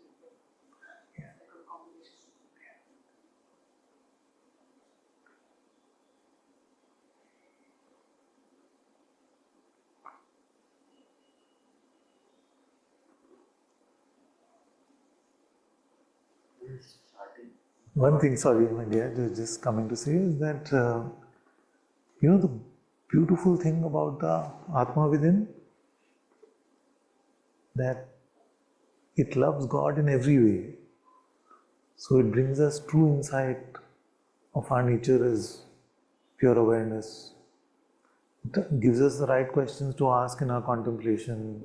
So in our Advaita sadhana also we need the right questions to ask. But it also loves to pray, it loves to chant, it loves hearing God's name, saying God's name. It loves bhajans, devotional music. It loves our random conversation with God. It loves all these things. So if you just leave it to Him, He will really guide you so beautifully. And we will not categorize ourselves too strongly in any way. And wherever you go, He is with you. He is you, of course. But for the moment, it will seem like He is with you. To be able to rely more in these times. Yes, very important. Very important. Just carry a reminder on your hand, like have a mala or something that won't upset them too much. Find something which won't upset, but every time you look at it.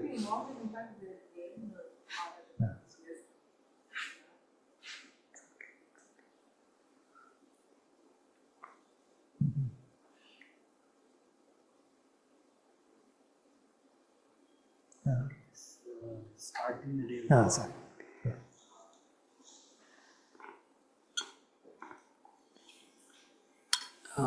starting the day with God, somehow I had this impression that just you meet God first, then you go ahead with your day, however it would happen. But I guess your intent is to just hand over the entire day to Him. Once you met Him, then Yeah. Because at least I've noticed that you could go to sleep with the light of His presence so strong. You see? So, even with the sense that this can never leave.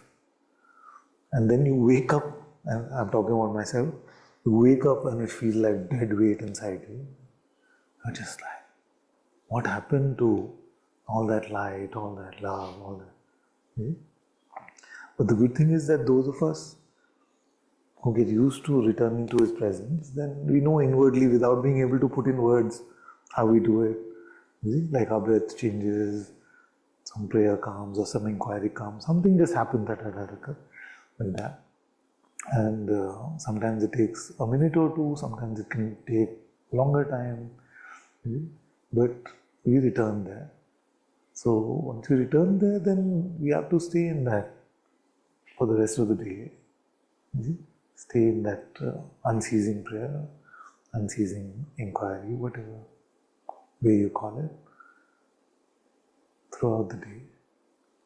so you're not saying I meet Him first, Yeah. and then I leave Him and do my things, then No, return. yeah. You start off and you just Yeah. let. Yeah. But many times what will happen is if you say, I won't start because I'm busy, I have to do these things, then the Maya can sometimes take your whole day. And at the end of the day, you may realize that the whole day went and you were just in worldly stuff. That's why to start off is very good.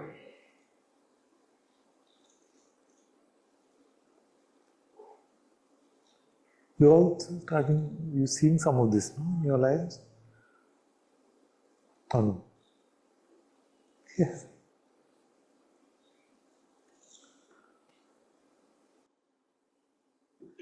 Let's go to Kesha.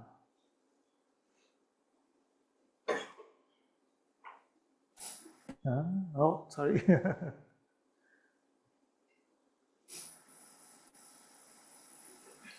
Hello.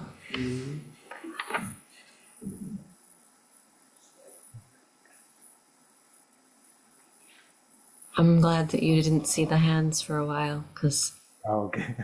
it was not allowed No, it's still there, but it allowed me to really see like some conditioning here and to sit with that.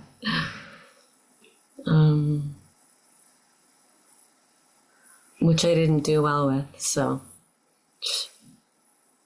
yeah. With the prayer, I've been saying the prayer more often, more frequently, and more intensely, and it's really amazing to see how much resistance can come through it, even while doing it. And I'm just so sick of not doing it that I just want to use all that stubbornness to just keep going. And because, yeah, I don't want to live like this anymore, you know, pretending and oscillating. And I see with the deepening of the prayer, there's also such a deepening of seeing conditioning really clearly. And it's not comfortable. And you had mentioned entitlement when talking to me once, and I had to look it up. But there's entitlement here. And sometimes hate comes up, and sometimes anger, and all those things. And your contemplation you brought today to all of us came up for me as well. Are we a place where we want God to live forever? Yeah. Do we even want to live in ourselves forever? And it's a sure big no for me. Like, I would not want to choose me. I would not choose me, and I would not live in me. And it's not enough to have insights here and there. They're beautiful. Yeah. And it's not enough to have spiritual experiences. Yeah. They're beautiful too, but I don't just want that. Like, if I could do anything, I would get rid of all of that just to have him live in me without any fireworks forever. And Very good. I'm so far from it, Father. I'm so far from it, and I can't apologize enough.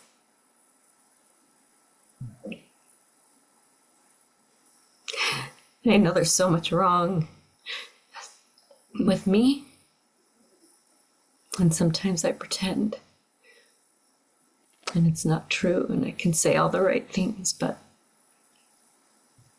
I want to live with him, you know. I really do. Very good. Very good. Some things I want to say about this is that it's a beautiful report, and I know some of you will feel like this is too self-deprecating or something like that. But there are two places from which a report like this can come. Please hear this part, everyone, carefully. Like, one is that this kind of report can come in the world dejected or depressed or dispirited. Then this kind of report can come saying that I'm not worthy, and many of us have had these lamentations that I'm just not worthy, I'm just not, why will God ever want to come to me? That is a place where this kind of report could come. But there's a second place where we start to experience His love, His purity, His grace, His presence. You see? And we start to contrast that with our life. And from this place, the greatest sages who have ever lived in this world have said that we are the most foolish, unworthy, stupid beggars. You see? So there's a difference literally of heaven and hell between these two places. You see, one is a very worldly sort of thing, saying, oh no, what this and that. And that changes very quickly, and it becomes pride also very quickly. Just 1 minute back we could be next minute we could be saying, but I am better than everyone. You see, that's the worldly thing. But when we are starting to deepen in our heart, we encounter something that is so astoundingly pure that we look at our life and our ways and we have to say, but this is such sheer foolishness. And that is the place where great sages like Tulsidas ji have said that they are the worst of the worst. The worst of the worst. In every tradition we find these. Teresa of Avila said that she is the most foolish, biggest sinner. The greatest sages in all traditions say that. But it's hugely different. You see? So it is my hope and it is my blessing that your report that is coming today is coming from this place of starting to meet this which is so astoundingly, stunningly beautiful in your heart, that when we look at our pride, when we look at our one-upmanship, when we look at our wanting to get attention, then we see that that is just so foolish compared to God's light, which is so loving and humble and faithful, independent of all of these things that happen in our life. So it is the heart of the Bhakta also which can recognize the difference between the purity of God's light and the way that we have been living. And this is very helpful because in this our blind spots cannot hide. In this our blind spots cannot hide. So it is a meeting of true humility that is very, very good. That is the first thing. You see? Because when we are on our knees like this, we are the most fertile ground for His presence to reveal itself. You see? And that to be on our knees is only possible in this true humility. So that is the first part of this. The second part of this is that even with all the faith in the universe, all the humility in the world, all the good things, unceasing prayer, never forgetting, not all things being best. You see? But for His presence, His light to reveal itself and to live in our heart is always going to be up to His grace. You see? It's always going to be up to His grace. So, and His grace takes care of all of His children. All of His children. You see? Just know this. His grace is like a rain. If it's raining in the city of Bangalore, anybody living in Bangalore can get wet in the rain. It is not more for somebody and less for anybody else. But what He does do is that at the earliest point of time, and I'm presuming, I'm nobody to speak on His behalf, but whatever little experience I have, this is what I've seen. The earliest possible opportunity to give you whatever is the highest for you, He gives it. He is not waiting for the latest possible chance. He is waiting for the earliest possible chance. What does that mean? He knows. You see, what gift will have what effect on us, what will make us complacent, what will make us proud, what will make us what. You see? So He knows really well, and we can trust Him with that knowledge much better than we can create a plan for us. He is unfolding a plan for us. So we must trust His love. If there is so much love in biological relationships in the world, biological parents and children, we can't even fathom how much God loves us. You see? So always trust His love, faith and grace.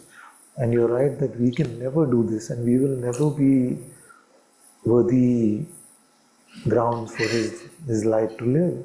But He knows how to clean us up as well.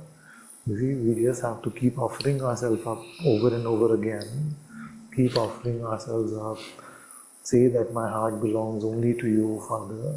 Say that my heart belongs only to You, Lord, God. and you see that He cleans us up, whatever is needed to be done, He does.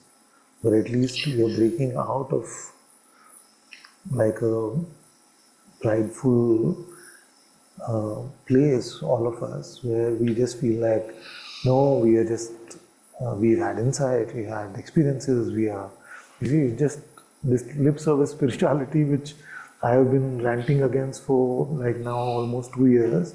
I feel like we're starting to see the fruits of that, of that process of transformation that was happening here as well as is continuing to happen here, is now happening for all of us. So we are starting to see that it is so important to be unceasing in our faith, to be unceasing in our worship, to be unceasing in our inquiry, in our insight. And that is why this ever deepening, we never know how deep this goes and where it will take us. If it was up to all of us, we would say, okay, now who's aware of the perception of this hand? I am. Is this I perceivable? No, it isn't. So I must be that unperceivable awareness. You see, can't I just rest in that? We would love to, but we can't, because this remnant of this me that still plays out, we can't let it just expand and become spiritual pride and spiritual ego, and then torment ourselves and the rest of the world on that basis of some pride of having knowledge of our true nature as awareness. And the moment we have pride, we've forgotten insight, which just becomes contaminated, just conclusions in our head. Yeah. And it's hurtful. It's hurtful to God. No, it's not good. Pride is not good. So It's not good.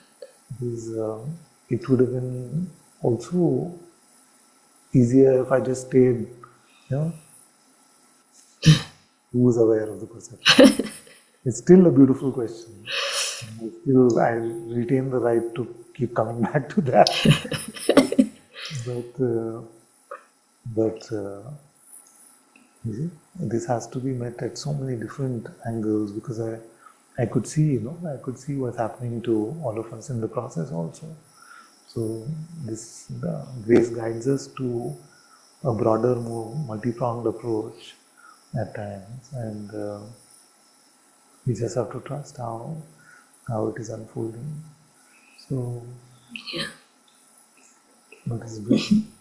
It's very, very good to bring our blind spots onto the surface, into our vision, and allow God's light to operate on us surgically anytime we feel like a difficult surgery.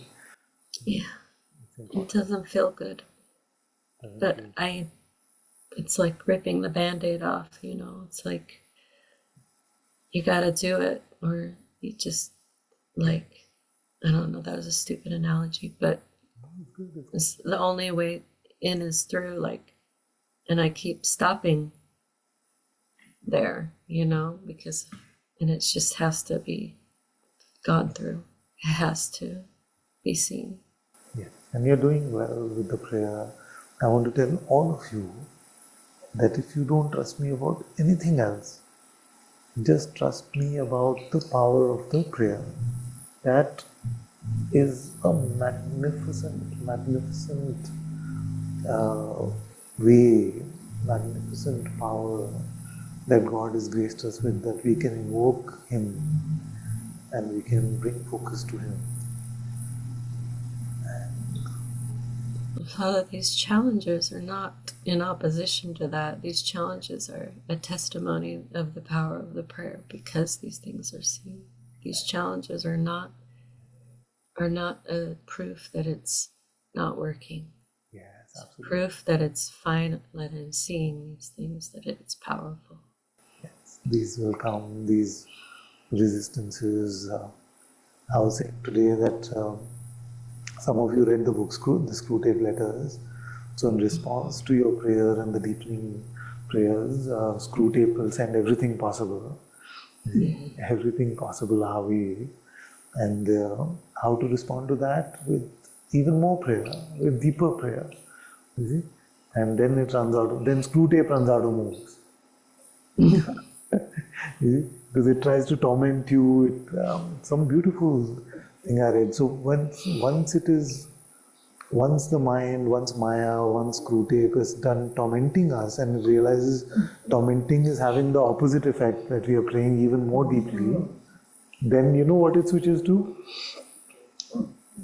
You can guess with the way I've been going.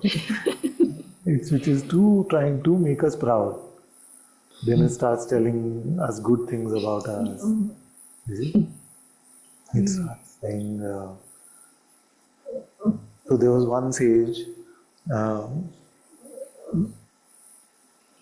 he was being tempted by screw tape in the same way that Jesus was tempted.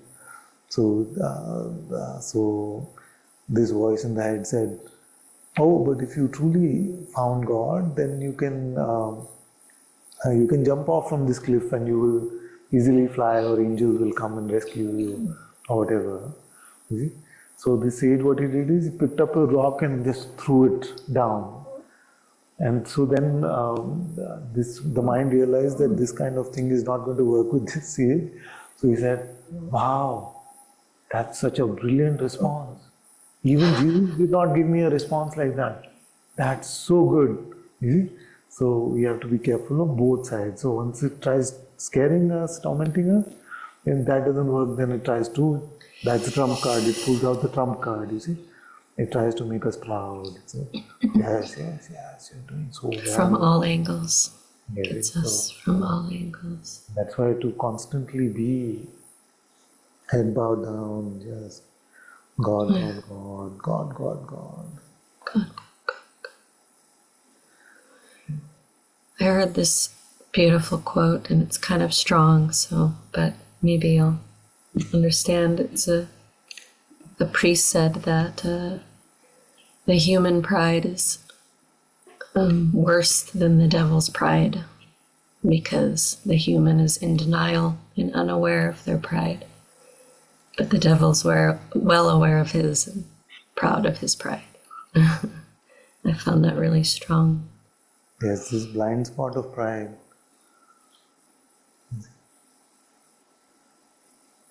But we're all getting the clues now.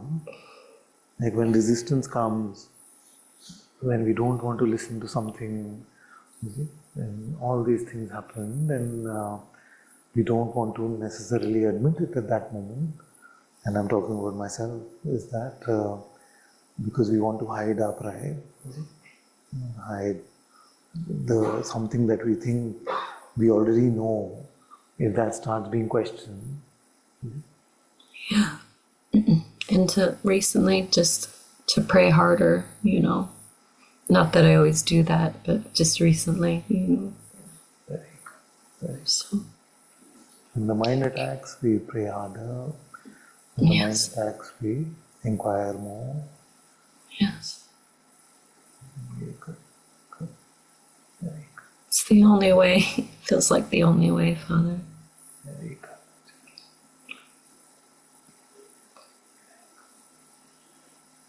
Thank you. Hi, Father. Hello.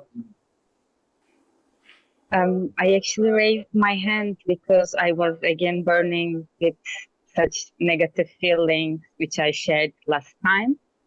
But it seems like during satsang, it just burned, and yeah. That's very good. That's very good. It seems like something wants absolute solution, but I feel like even wanting a solution is just the same stuff of mine. So Very good. Very good. I already gave it to you, and it feels okay now. Very good. Very good. Yeah. Because it's just so similar, I can fall as if this is me.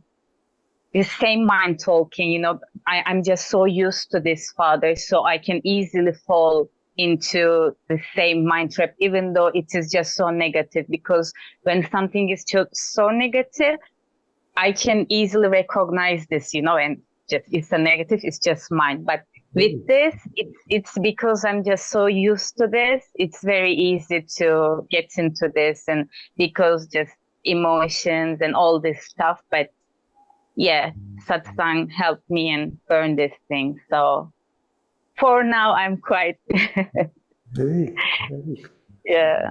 that's all we can ever say. That's all we can ever say, that for now, His grace is taking care for now. Yeah. Very good. Bless you. Thank you, Father.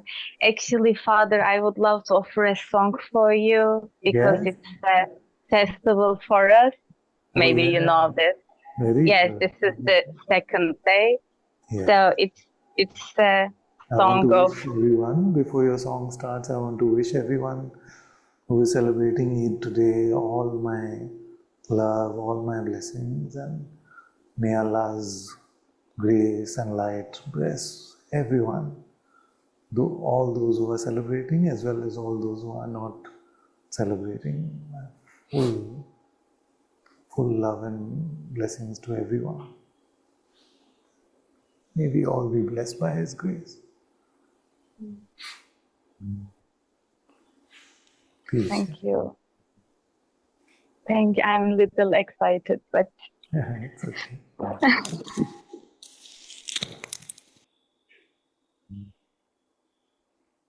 please help me, Father. It's been quite a while that I didn't sing for you, and again, just so much love inside my heart for this pet of mine, this wonderful, so touching, full of love culture, this pet. So I'm just so happy again, fall in love with it and being able to offer a song for you. Hope it will go well.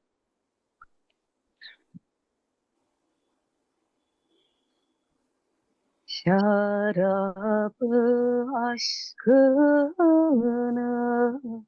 nuş etti yarab, nuş etti yarab. İçelim imanla, bayram edelim Allah Allah, bayram edelim. İçelim imanla, bayram edelim Allah Allah, bayram edelim. İrici hitabın huş ettir ya Rab, huş ettir ya Rab. Göçelim imanla, bayram edelim Allah Allah, bayram edelim. Göçelim imanla, bayram edelim Allah Allah, bayram edelim. İmandan, Kur'an'dan ayırma bizi, ayırma bizi. İlahi haramla doyurma bizi Allah Allah, doyurma bizi. İlahi haramla Doyurma bizi Allah Allah, doyurma bizi.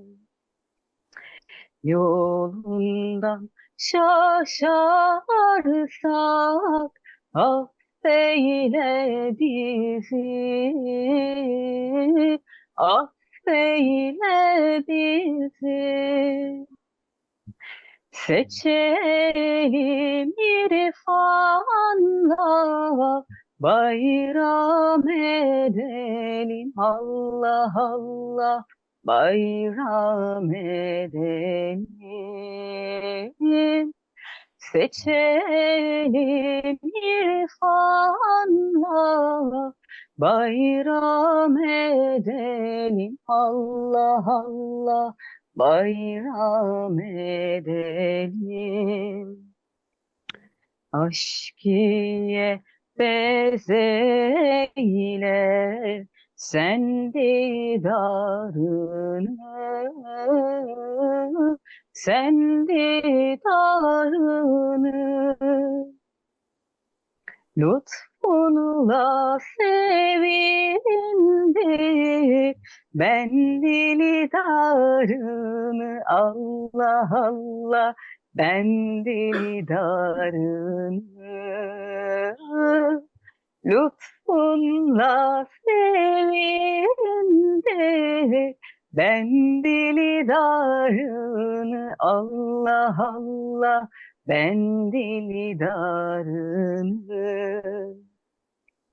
Firdevsi aşiyan eyle darını, eyle darını.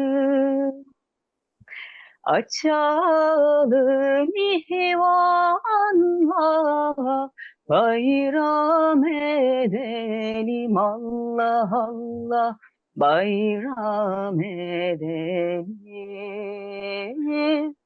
Açalım ihvanla, bayram edelim Allah Allah, bayram edelim.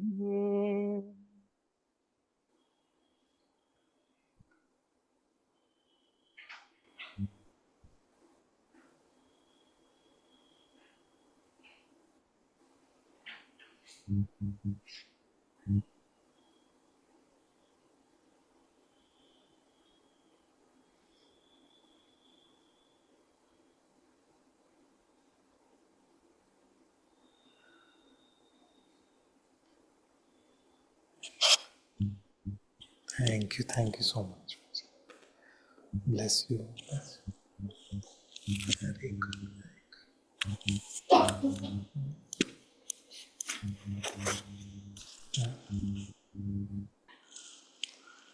Very good.